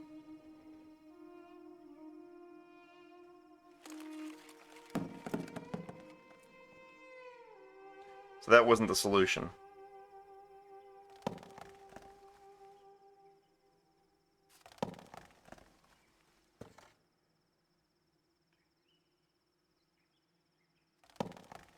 Why do you have two positions for it? One inside and one outside. Is it just to trap people so that they... This traps the creature. So... Okay,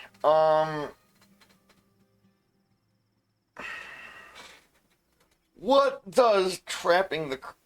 Maybe dropping the trap but missing the creature blocks the entry back into its home. So it'll go the other way.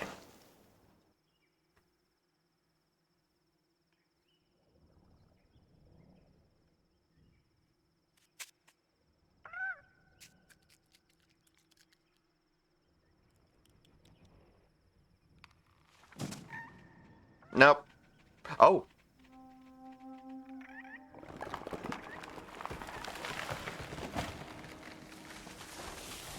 I was right then. Okay. I know, having a squee would be so nice. Or having a squee plush.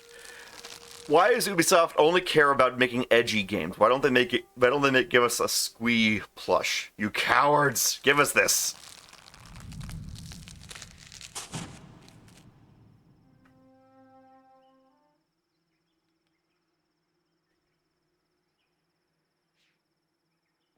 It's like a lamp with a cord.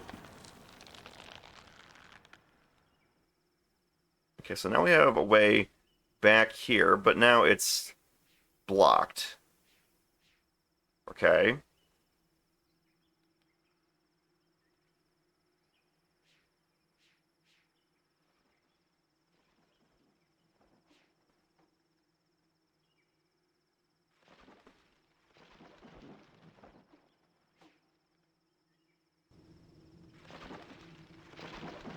Ugh, what's in there? Holy crud!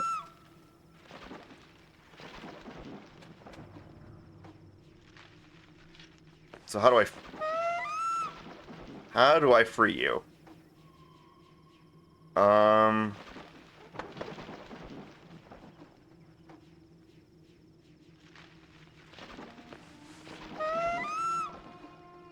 need a way to open this pitcher plant thing. Oh, hello, what's this?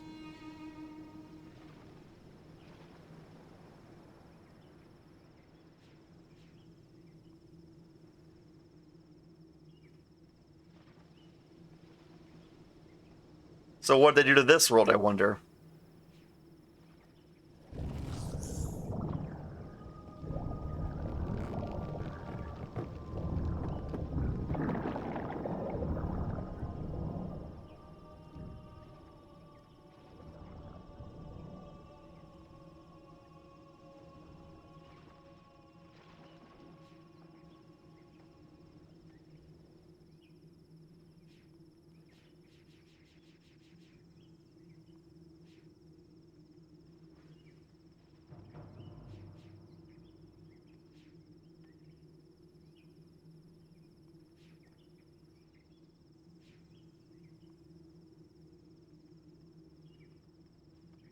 Oh, hang on a second. Someone's talking. I'll be right back.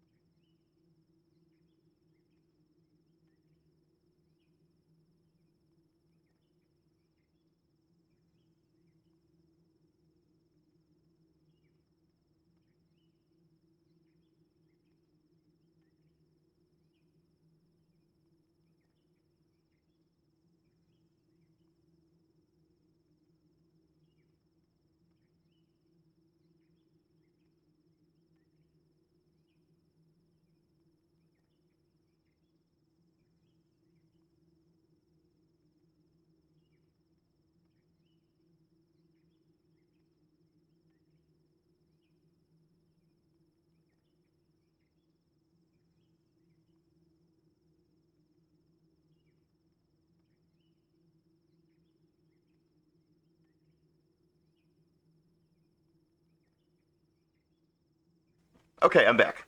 Yeah, someone was just talking to me in the house, so I just had to go talk to them for a second. Anyway, uh,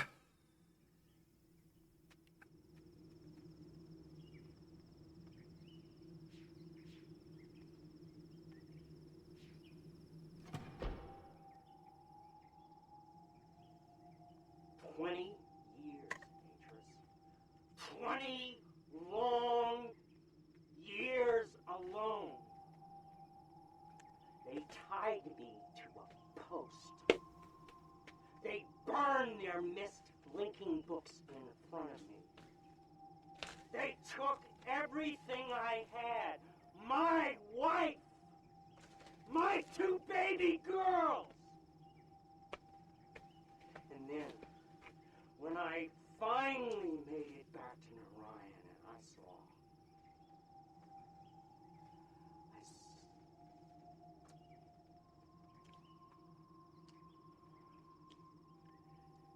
it would have been better if I had died.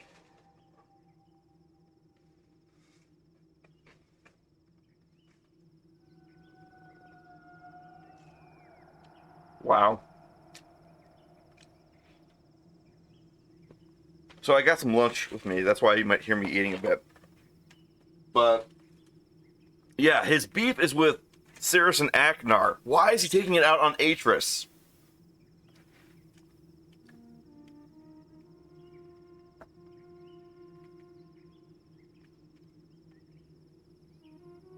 So sins of the father, sins of the son. So we need to free that bird somehow. I remember the bird symbol. So it's up there, then we gotta free it. So let's have a look, see at these roots. Maybe we can kick the butt of this plant and set the bird free.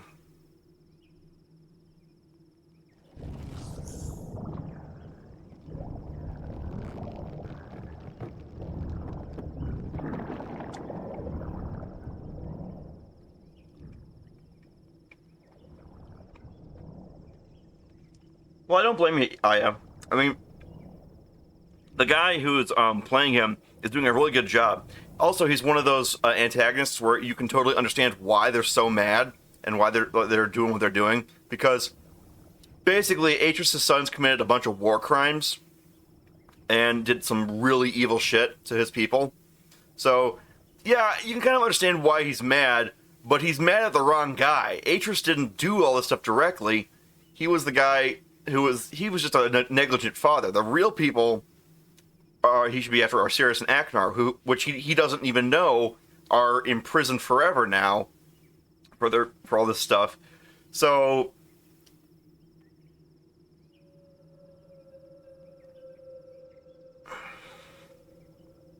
oh, so wait, so he does know that they're imprisoned? Hmm.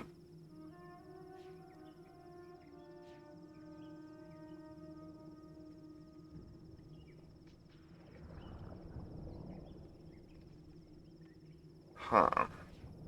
So why can't I get over there?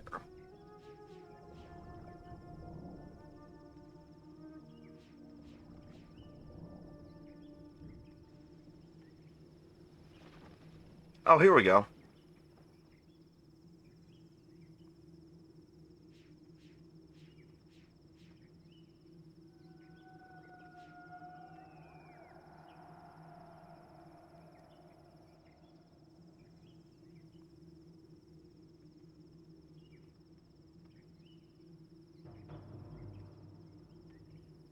I don't...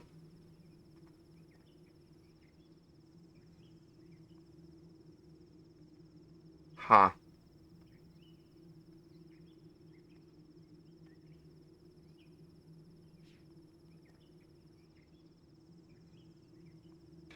Oh, here we go. Okay.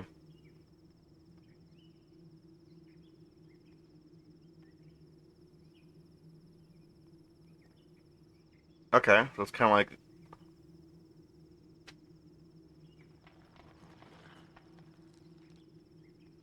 Okay.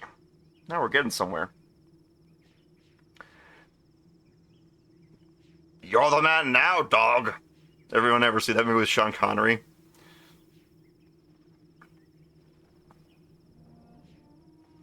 Okay, so now we gotta go all the way back there.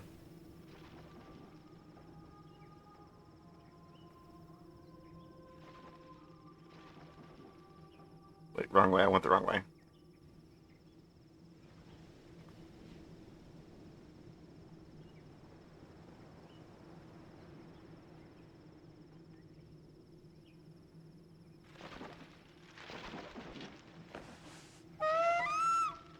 Okay, so yeah, there's that bird that wants to be set free, and it's freaking out.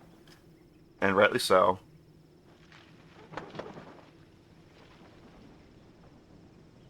So, what if we go down this way? Ba-ba-ba-ba-bum. Right, we did that. We did that.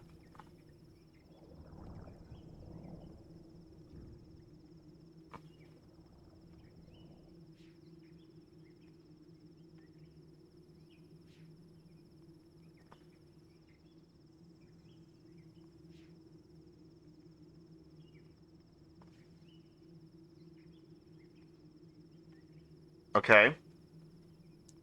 So, okay.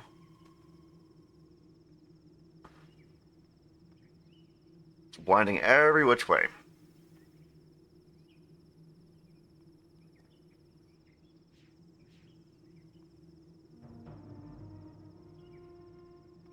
Oh, that's the problem. I missed one.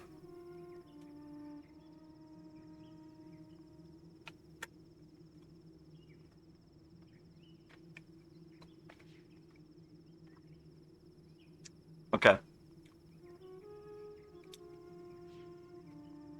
That's what I did wrong.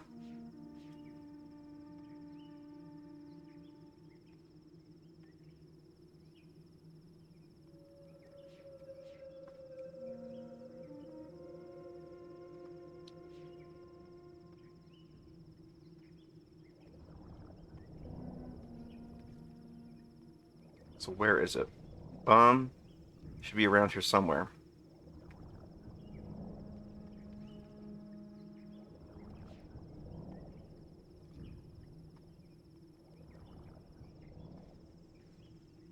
I feel like it's right on top of me.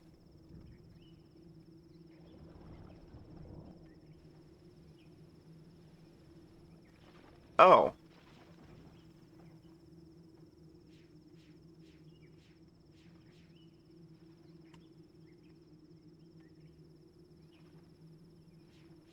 Why won't it let me? I don't get it.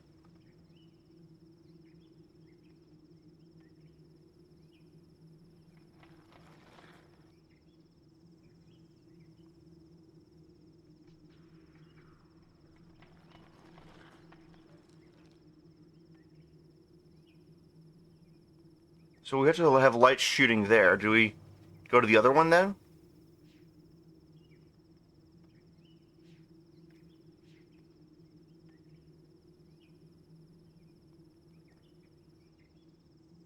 Where is it? Where is it?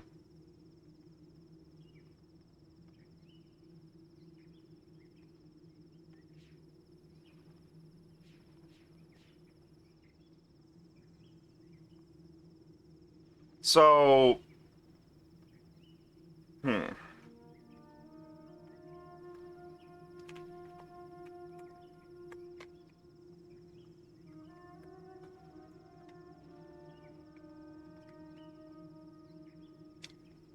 Sorry to hear that, Tarth. Stay safe.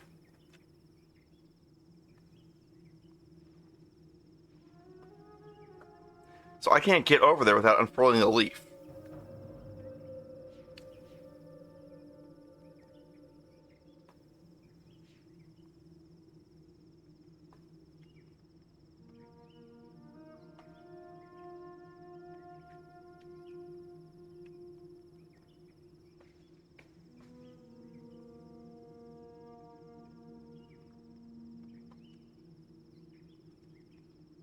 Let me just think a second here.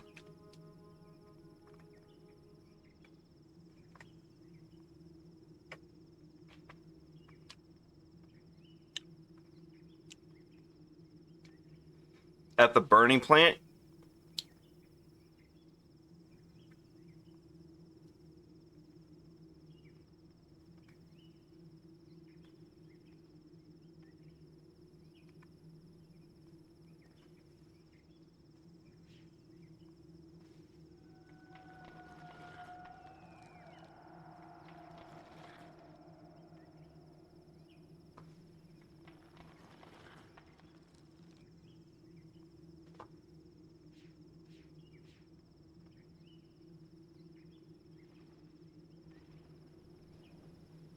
Okay.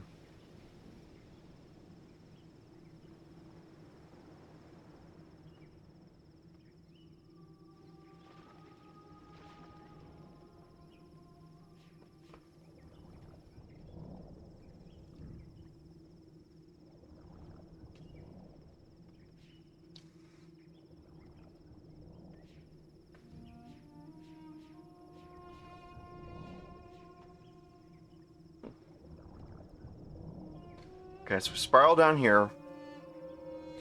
Go up here. This is where the light's shining from. Yes. Go up here. He said we can target that other mirror.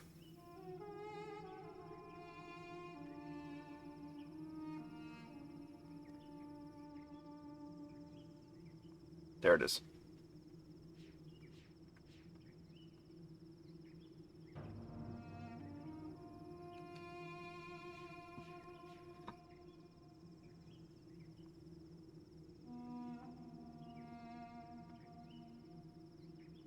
Point purple at the burning plant while hit there too.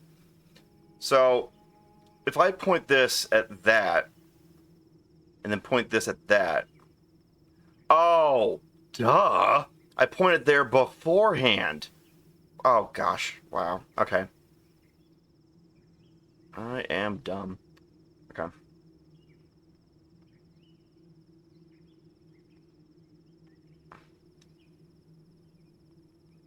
Now we go all the way back.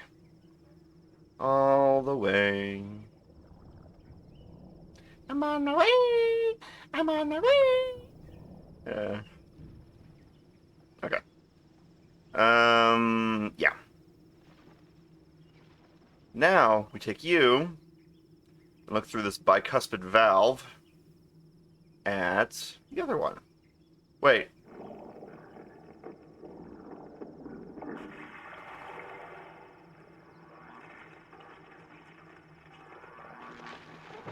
Aha!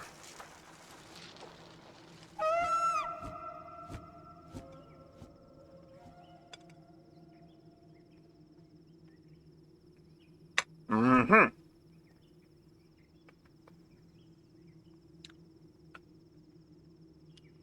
Now, there's no way that bird's going to understand that we helped it, because how could it possibly know that this roundabout mechanism that we had to use?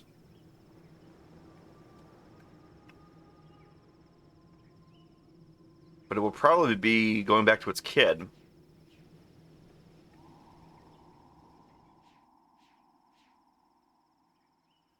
Or its nest, I should say. Right? So we just came from there.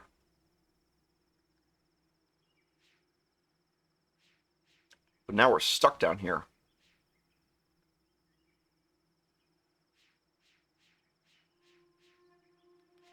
We need a way back to the top. And we can't trapeze again.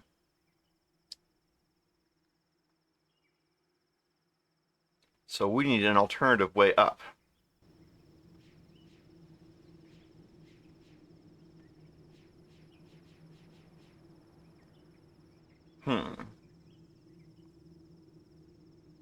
Okay.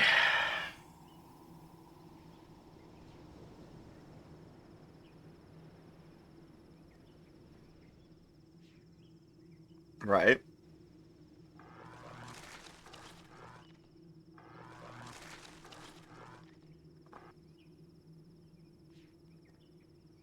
Well, thank you for zapping the plant.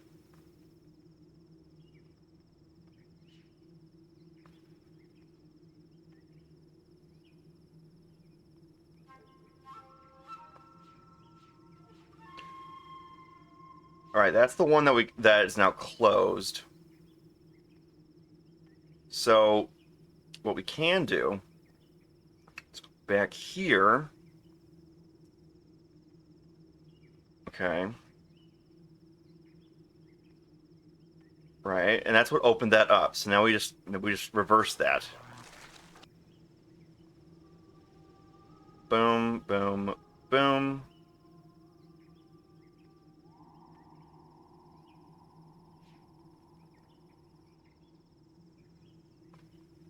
Okay. Boom, boom.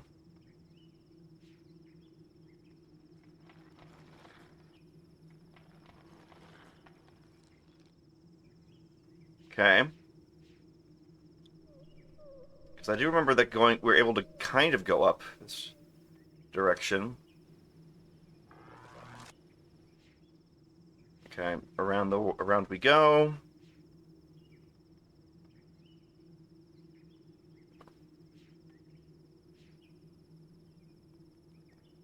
Okay, now up, up, up.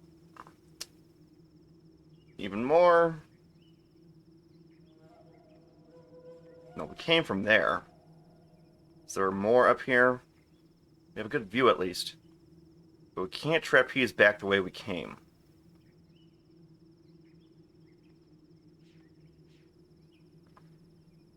Darn.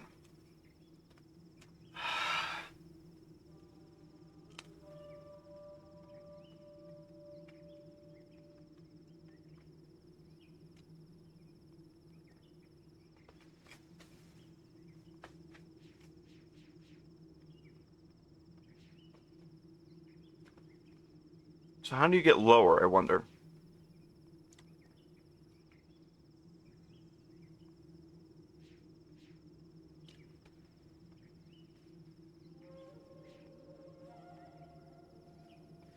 Right.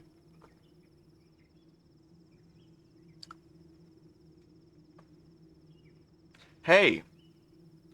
Okay. So maybe we go back down.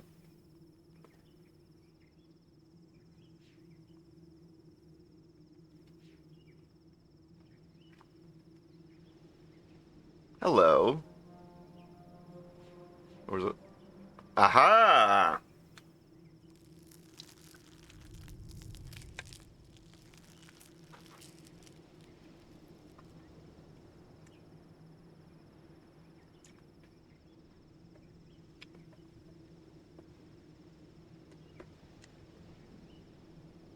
Fascinating.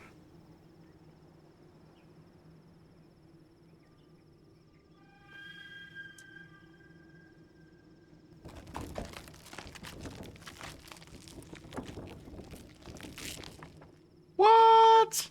Crazy.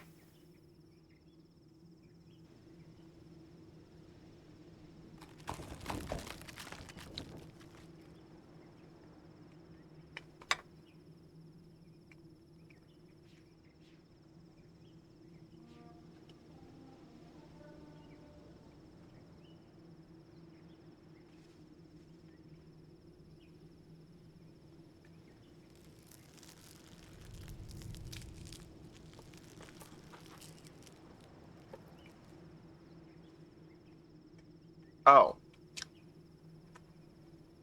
Okay.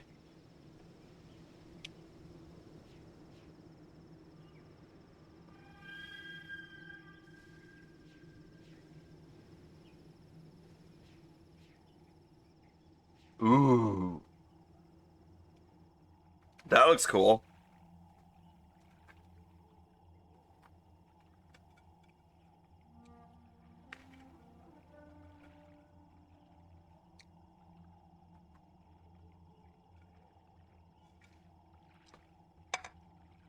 I haven't done that puzzle yet, Tarth, but we're doing Diff 4 now, right? Okay?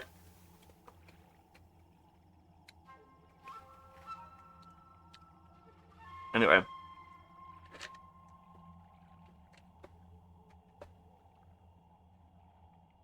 Ah, dang it. I just spilled some. Alright.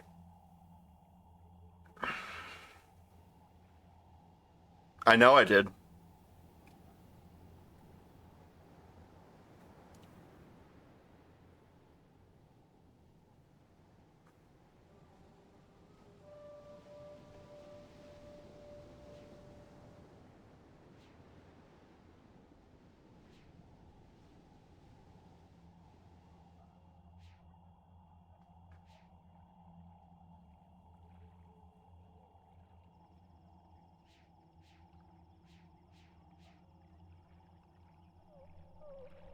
Okay, we got some light coming into that thing.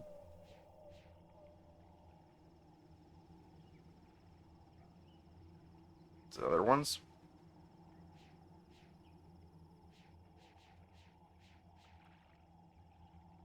Hmm. Did I miss something, perhaps?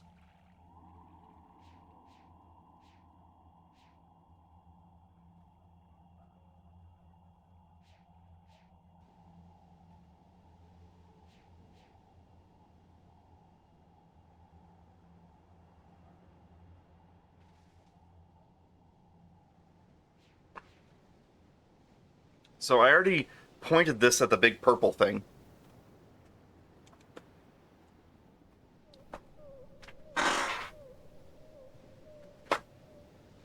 Now we need to go and find... Because, yeah, my instinct says, yeah, there's probably is another mirror flower. Question is, there.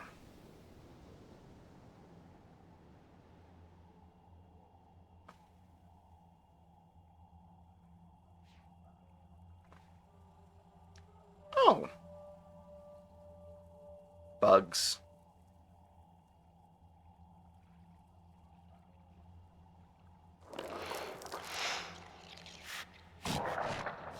Ew!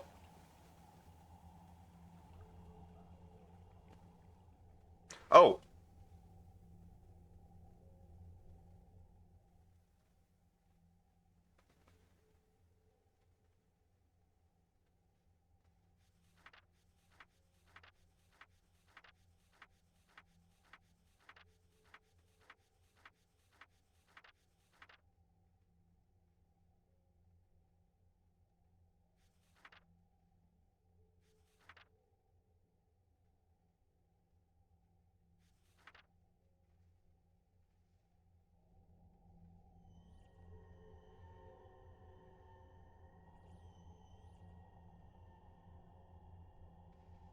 Freaky.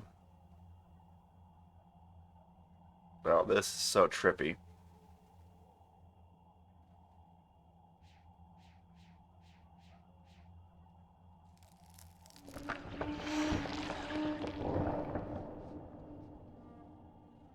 Okay, those don't go anywhere.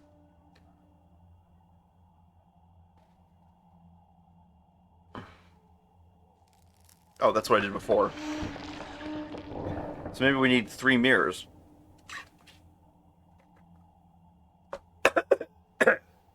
Yeah. We're inside the giant flower thing.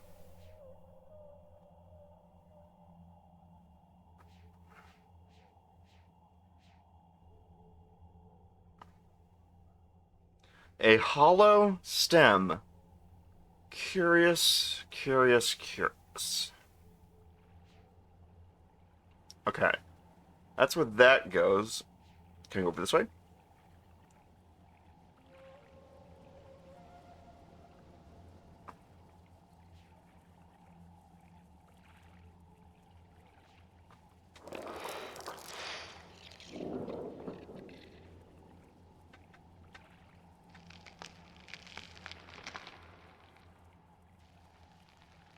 Ah.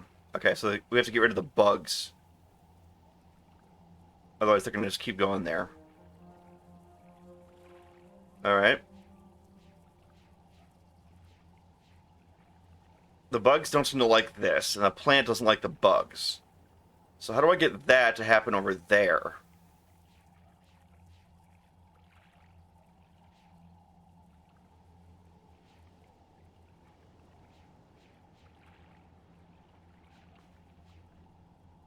I think we pressed this one before. So we gotta get over to that spot. Somehow.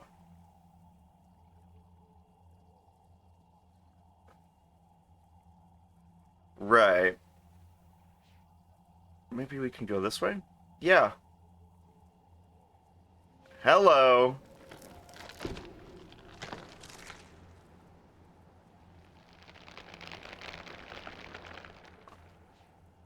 I wonder, let's see what that did. Okay.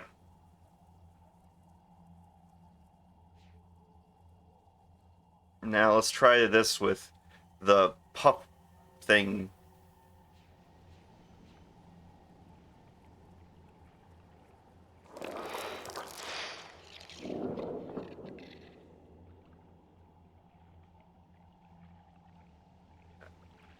I think they want to go away for good. Aha! Okay.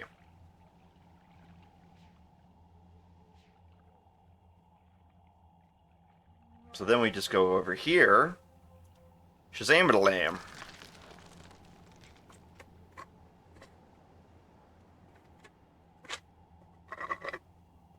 Okay.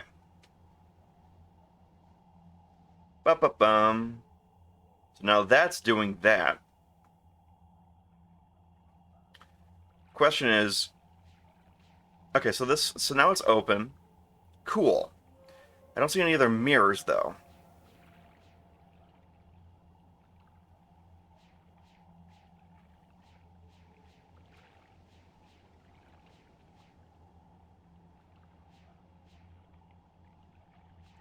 Uh-huh. Maybe we need to go back inside the tube, then.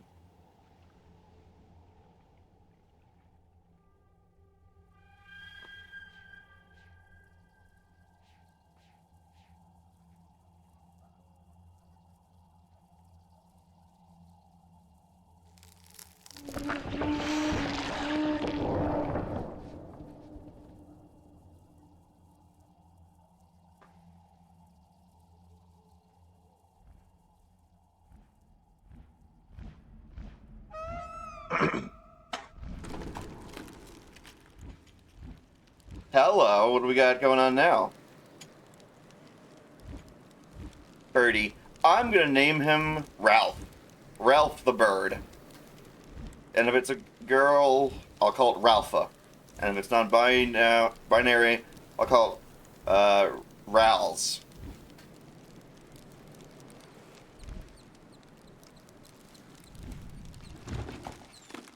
Was ist das?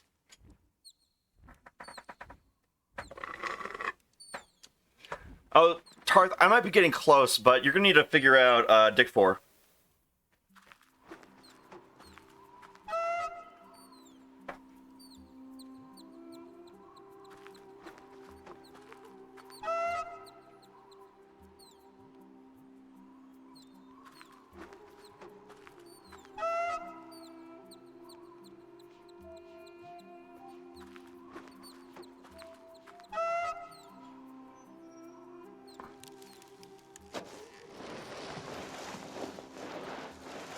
Cool. Hello.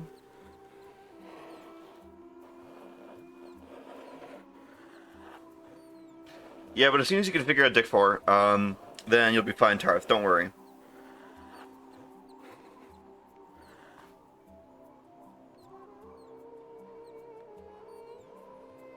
Oh, it's just right in front of there. That's convenient.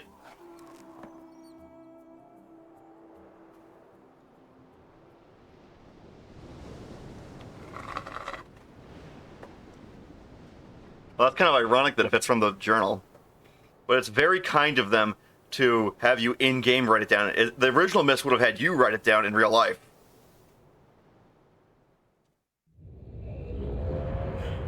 I never get tired of that sound.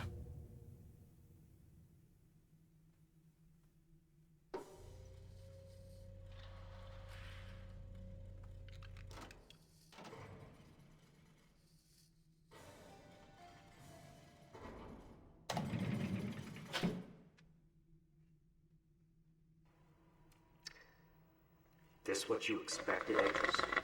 When you follow me here, hoping to reclaim Relation? Is this classroom what you expected to find? I read your journal, you know. In Tamana, after I found your linking book abandoned outside this observatory, I read all about the Dunning. How you started their world again. Can you really do that, Atris? After everything that's happened to Narayan, could you start their world over again? I don't think so. I think there's too much blood on our hands, too many ghosts. Surely you can't change that with a pen stroke. One more symbol, Atris. Narayan is waiting. You could just... This is a really roundabout way for revenge. I gotta say.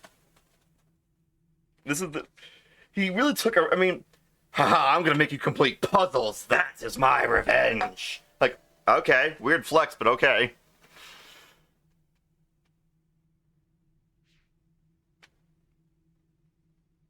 So what's this one? I don't even know what that is.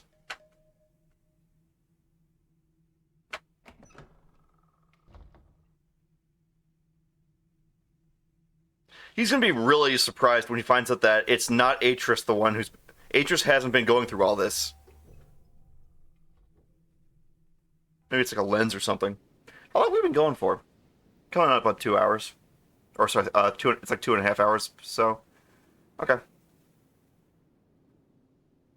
Alright, let's see here. What's the dealio here? Maybe we have to go underneath the water.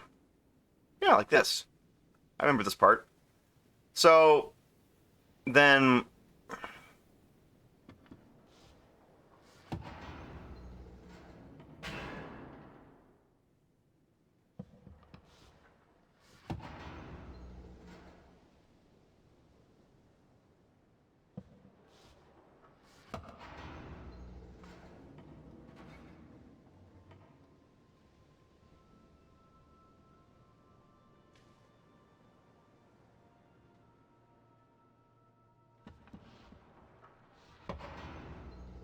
It's kind of like how in Undertale, Flowey thinks you're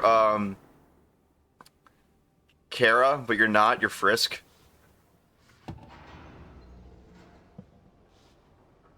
It's kind of like people just held on to the idiot ball in some games where they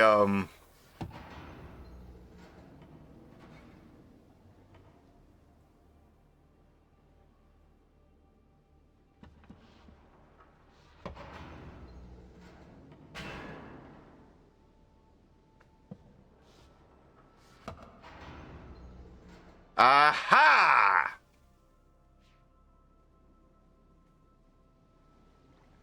Cool. Hey, you guys know what time it is. Well, that would be cool to go to Sunny. You should probably see if he's going to any conventions. That'd be cool. But you guys know what time it is. Can I put my balls in your walls? Balls in your walls. Can I? Can I? Can I? Can I?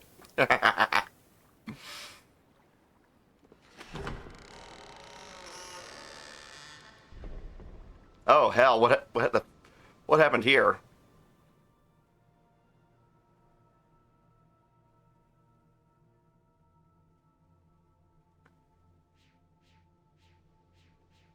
That's a problem.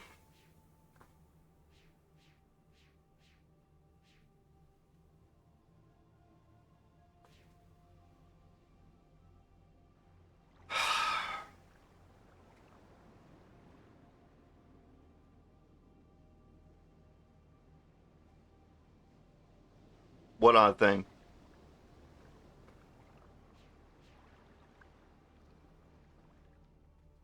I mean that the floor isn't there? I noticed that one.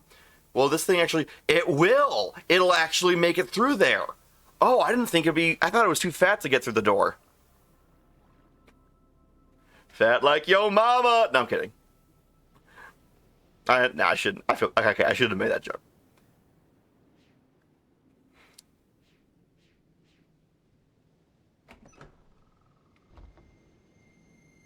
Does what all the time? Closes doors behind them and minds ankle safety, like just like you say.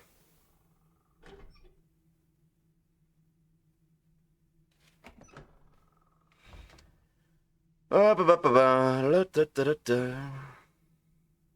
so let's grab a boom. Okay, screen cap that. You're right. So they only close this door behind themselves.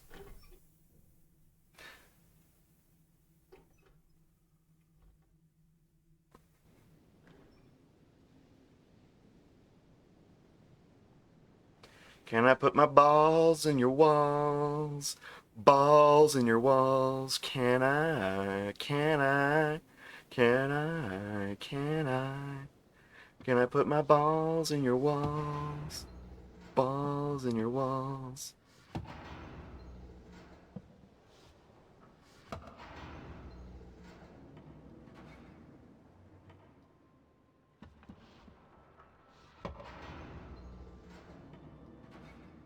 What?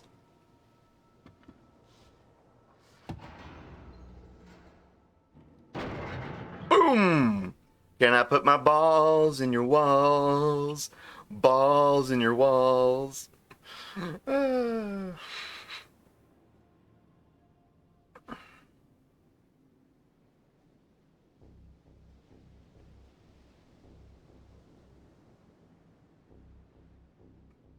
Wait, why did I go this way?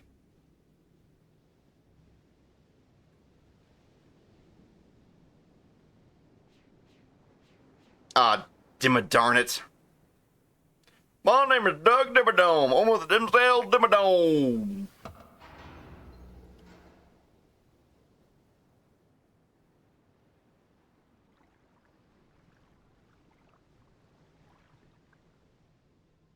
Here we go. All right. Can't jump ankles. I mean, yeah, it's. Imagine the Myst games, but there's like a ROM hack where they remake all the games in like Unity, and then you actually can jump, climb, and do all the other stuff. Like, how many puzzles does contemporary video game maneuvering defeat in Myst, in the Myst hexology?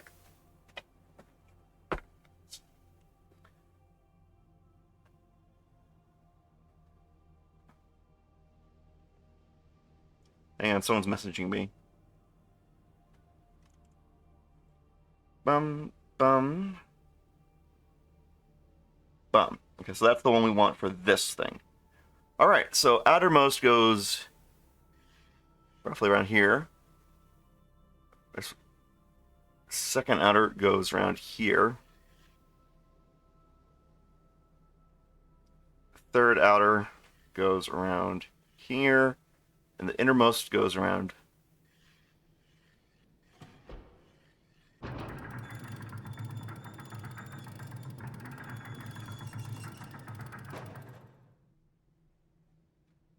A materia. All right.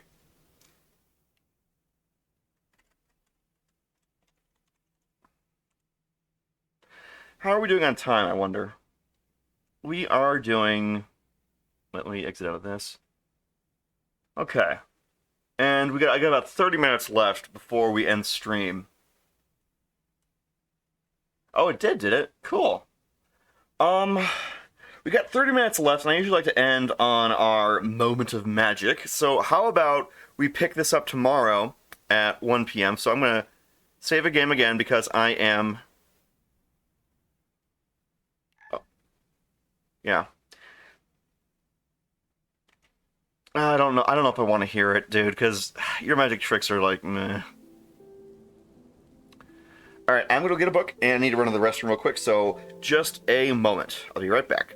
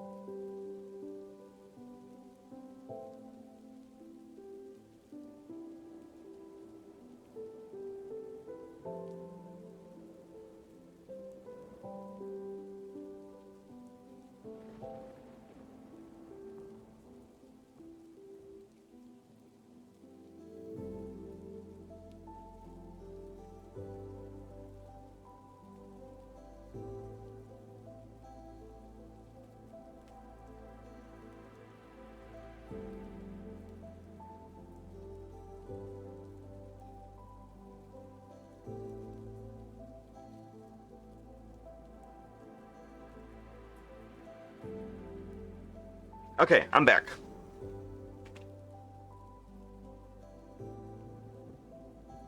Oh, I just got back and I just saw your message, Aya.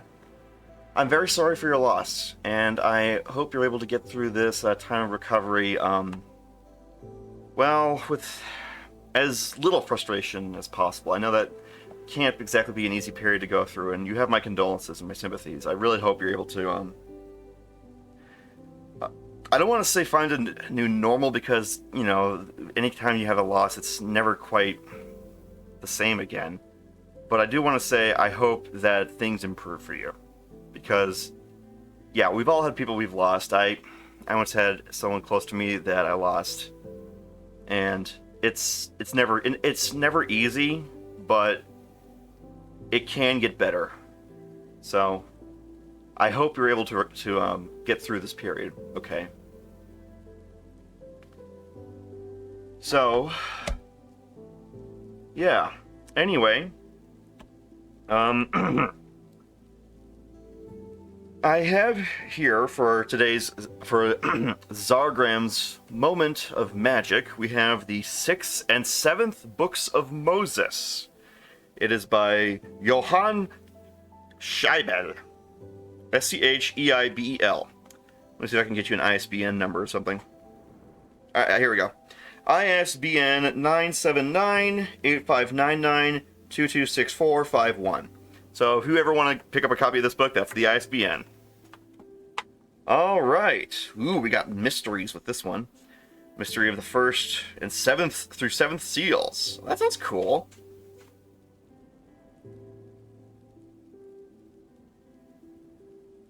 Okay, so I want to go to the mystery of the 1st seal.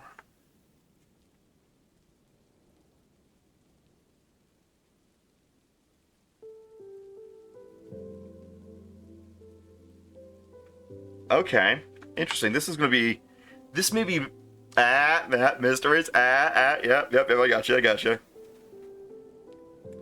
But so we're dealing with a book that has to do with the character or the entity called Moses, and this seems to be referring to one that is a religious figure. So I'm going to try to take this with treat this with due respect and try to be neutral about this. But yeah, let's try to be. I'll try to be even-handed with this, because I'm sure that this might be sensitive to some people who maybe are very devout, perhaps, or maybe you guys aren't. I don't know, but I think it's important that we try to explore our world and try to learn what we can from it, albeit trying to be respectful and.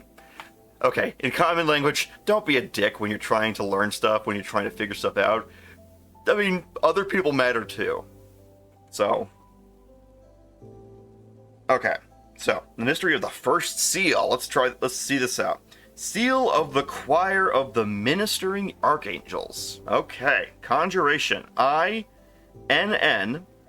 A servant of God, desire, call upon the OCH, and conjure thee through water, fire, air, and earth, and everything that lives and moves therein, and by the most holy names of God, Agios Tehelios Peraltas Alpha et Omega, beginning and end, God and man, Saboath, Adonai, Agla, Tetragrammaton, Emmanuel, Abba, Seus, Elioa, Torna, Deus Salvator, Arama, Messias, Clayrob, Michael, Abrael, Akaloff, Gachinus, and Purim, et Patris et Patri Filii et Patri de Spiritus Tei, and the words by which Solomon and Manasseh, Crippinus and Agrippa conjure the spirits, and by whatever else thou mayest be conquered, that you will yield obedience to me, and the same as Isaac did to Abraham,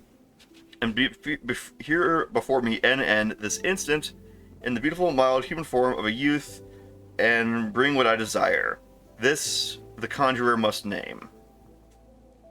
I desire to live a life where I can help other people and also be comfortable. I want to be happy and healthy, but I also want to be good to other people too. So when I'm old and gray and wrinkled and shriveled, I want to be able to look back at my life thinking, okay, I wasn't a jerk. I wasn't a douchebag. I tried to do stuff for other people. And it wasn't totally miserable the whole time either. You know, some kind of healthy balance, if possible. So, if you believe in this stuff, that's what I would be desiring, I suppose. The most useful ministering archangels of the seal are the following, with their Hebrew verbis relevatus citatiori divintus coactivis: Uriel, Ariel, Zachariel, Gabriel, Raphael, Donatello, no kidding, Raphael, Theotska, Zawalek, Hemohan, Yahael, Tuwahel, Donahan, Siwaro, Samahael, Zonwanas, Rueno, Imolel, Hawolel. I'm sorry if I'm getting these pronunciations wrong. Tai Whale. The particularly great secret and special use of this seal is that if the seal is buried in the earth where treasures exist, they will come to the surface of themselves, without any presence during the full moon. Huh. So, who is N? Who's NN?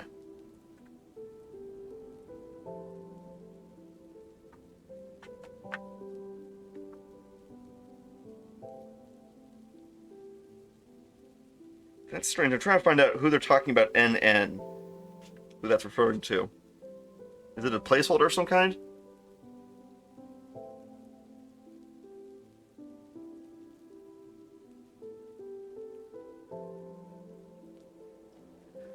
Oh well, I don't know. But that's interesting. These are some. This has photographs of some old like tablets. I'm curious where these photographs come from.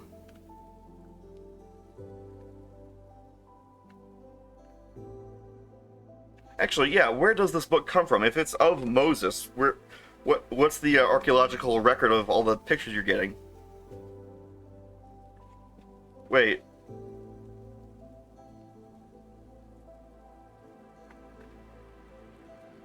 Hey, yeah, you have all these photos, but you're not saying where they're from. You're not saying where you're getting this from. This is like stuff that's actual in the archaeological record, right? So, where are you getting this from? Did I miss something in the introduction, perhaps? No. Not in the introduction. Well, then maybe it's translated from ancient Hebrew, right? How strange. Well, I don't know. If an angel drops down in my home tonight, I guess I'll let you guys know. But it definitely seems interesting to me. It might be worth a read if you're interested in archaeology, especially ones that have to do with Hebrew ancestry, because there seems to be a lot of connections to their the older side of their culture. So if you're interested in that kind of thing, this might be worth picking up.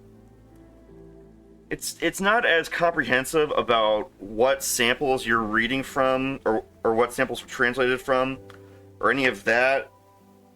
It's a little bit vague about that, so it's a bit, I don't know.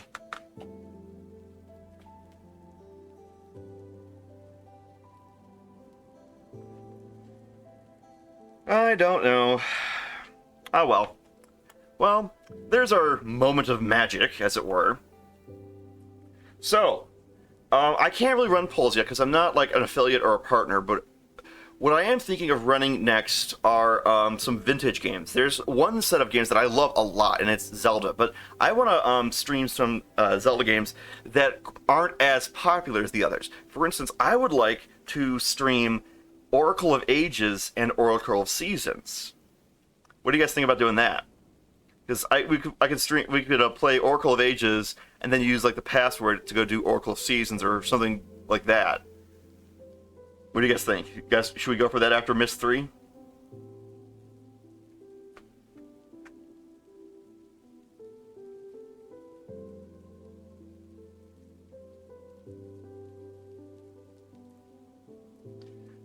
Because yeah, those games don't get talked about nearly as often as say Ocarina of Time, Majora's Mask, all that stuff. I don't know. I think it could be fun. I don't know what happened to half our followers. I guess they left once Myst 3 stopped. Oh well. But yeah. You hate those games? I love Oracle of Ages. Oh, come on. They're not that bad. And some of the music's actually pretty good. Why do you hate them? Wait, Tarth, why do you hate them?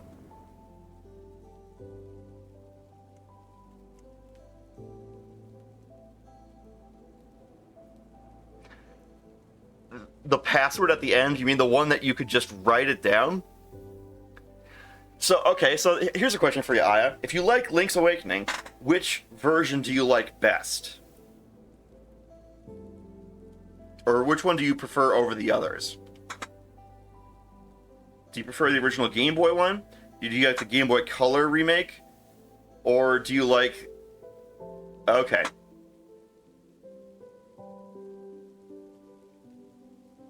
Because I know that if you play it on Game Boy Color, you get an extra dungeon.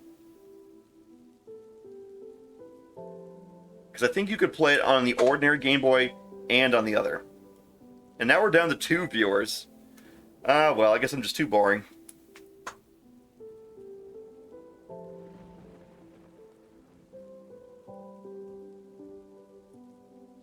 Well, we're pretty much at the 3-hour mark, and it's pretty much near my stopping time. So what do you say we, call it around here, huh?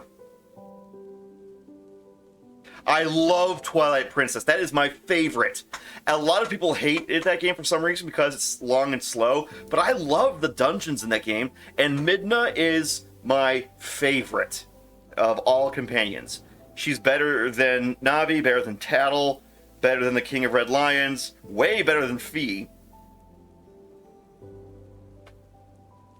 Oh, when I was a kid, we got it on the Wii, but because it was like when the Wii was being launched, it was really hard to get it, though. I mean, do you enjoy the game? Twilight Princess is awesome. Because I love it, and yeah, that's true. They are flipped between the GameCube and the Wii versions. Hey, the King of Red Lions isn't bad. The way I would order it is in terms of the companion, and I'm going by Fee from the original Skyward Sword, not the remake where they toned her down a lot, and they fixed her, and made it so she's not nearly as incessant. But my Zelda favorite Zelda companions would be in this order. At the very bottom, Fee. After that, Navi. After that, would be Tattle. After that would be King of Red Lions. After that would be Midna at the top. Oh, I forgot. Where would I put Eslo? Oh, I never played that game. I never played Minish Cap. Well, hell, maybe that's what I should play. You're a game designer? That's so cool. I've always wanted to make a game. I actually have a project I'm working on with some of my friends about that, but yeah, we're trying to do stuff with like an RPG Maker and stuff because we're kind of scrubs in that sense. But that's really cool that you're a game designer. That's awesome. Yeah, the hat was Eslo. That's from Minish Cap. I don't know. I never played the game, so I can't really speak about Eslo. Cool. Well, I hope you're enjoying that job.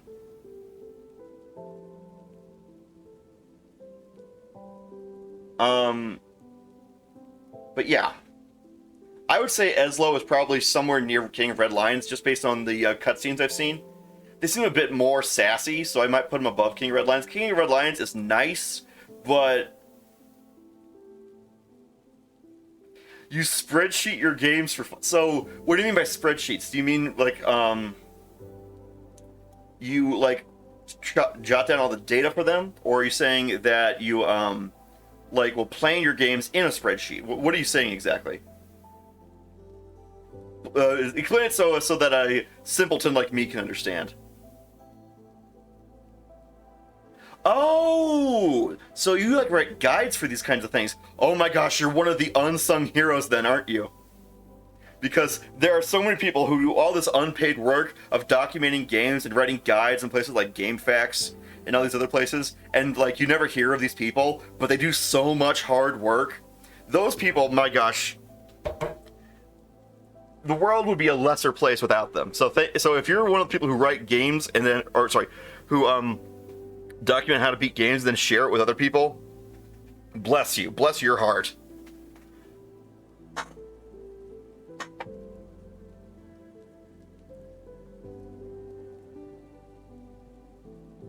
I still need to play Three Houses. I have it on the Switch, but I still haven't played it yet. I don't know why. Though, what I really enjoy, if we're talking about tactics games, the one that I really enjoyed is XCOM. And then I tried XCOM 2, but I was really salty about how the lore just throws out everything you did in XCOM 1. I don't know, that really rubbed me the wrong way, that everything I had done and felt proud of in XCOM 1 was no longer canon. So I felt kind of mad about that, to be honest. But I'm sure XCOM 2 is a good game. I haven't beaten it, I got kind of frustrated, but yeah, So about continuity changes, this is what I think. I think that sometimes a story should actually end, and that sometimes a story should just be allowed to stand on its own, and it doesn't need to keep being remade or retconned or altered over and over again. So sometimes it's okay for a story to end. Now, granted, you can have bad endings for stories, or an ending that was badly written, but I think it's better than just, riding that pony until it dies, because you see that with so many things these days where they'll remake and remake and remake over and over. Yeah, it's true. It's true. That's one thing that seems to be a real balance for a lot of creators in any field, is that balancing pleasing the public versus the virtues of the creation. And you could probably equate the desires of the producers and the publishers, whatever, with a kind of people-pleasing thing, because you're not doing it for the sake of the work, you're doing it because someone wants you to do it, which is not quite the same kind of motivation. But it is different between the audience wanting you to do it versus the financiers wanting you to do it. It's complicated, isn't it? I mean, maybe it should be a three-way balance. That'd be cool. You could make a three-way scale, couldn't you? That'd be awesome. Anyway, it's about time for us to stop. So I want to say thank you for everyone who came here, and thank you for continuing with me on my journey through Myst 3. I think we're getting closer and closer to the end.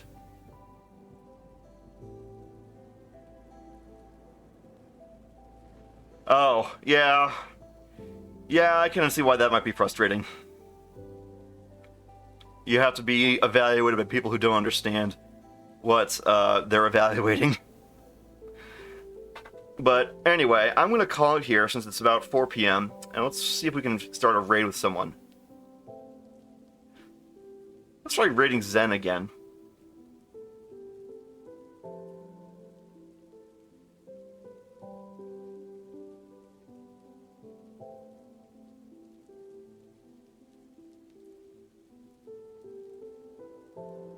Alright, you guys all set? Go ready to have fun with the smelly toaster waifu? Oh, what should we say?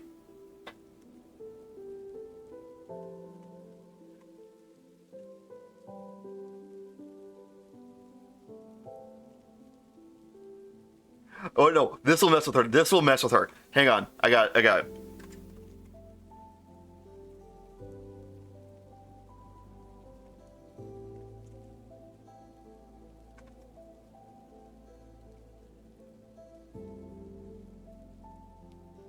Yes. Okay, I'm gonna type this in chat, so let's try that. So, hello, Commander Zentrea of the Anti-Loot Army, which is like the first thing they were doing. Because I've been a fan of theirs for a long time. They were doing that all the way back in, for years and years ago, before they became a VTuber. So, you tell them that that's gonna mess with them, okay? So make sure to say that when you write them, okay? We all set? Alright, let's go.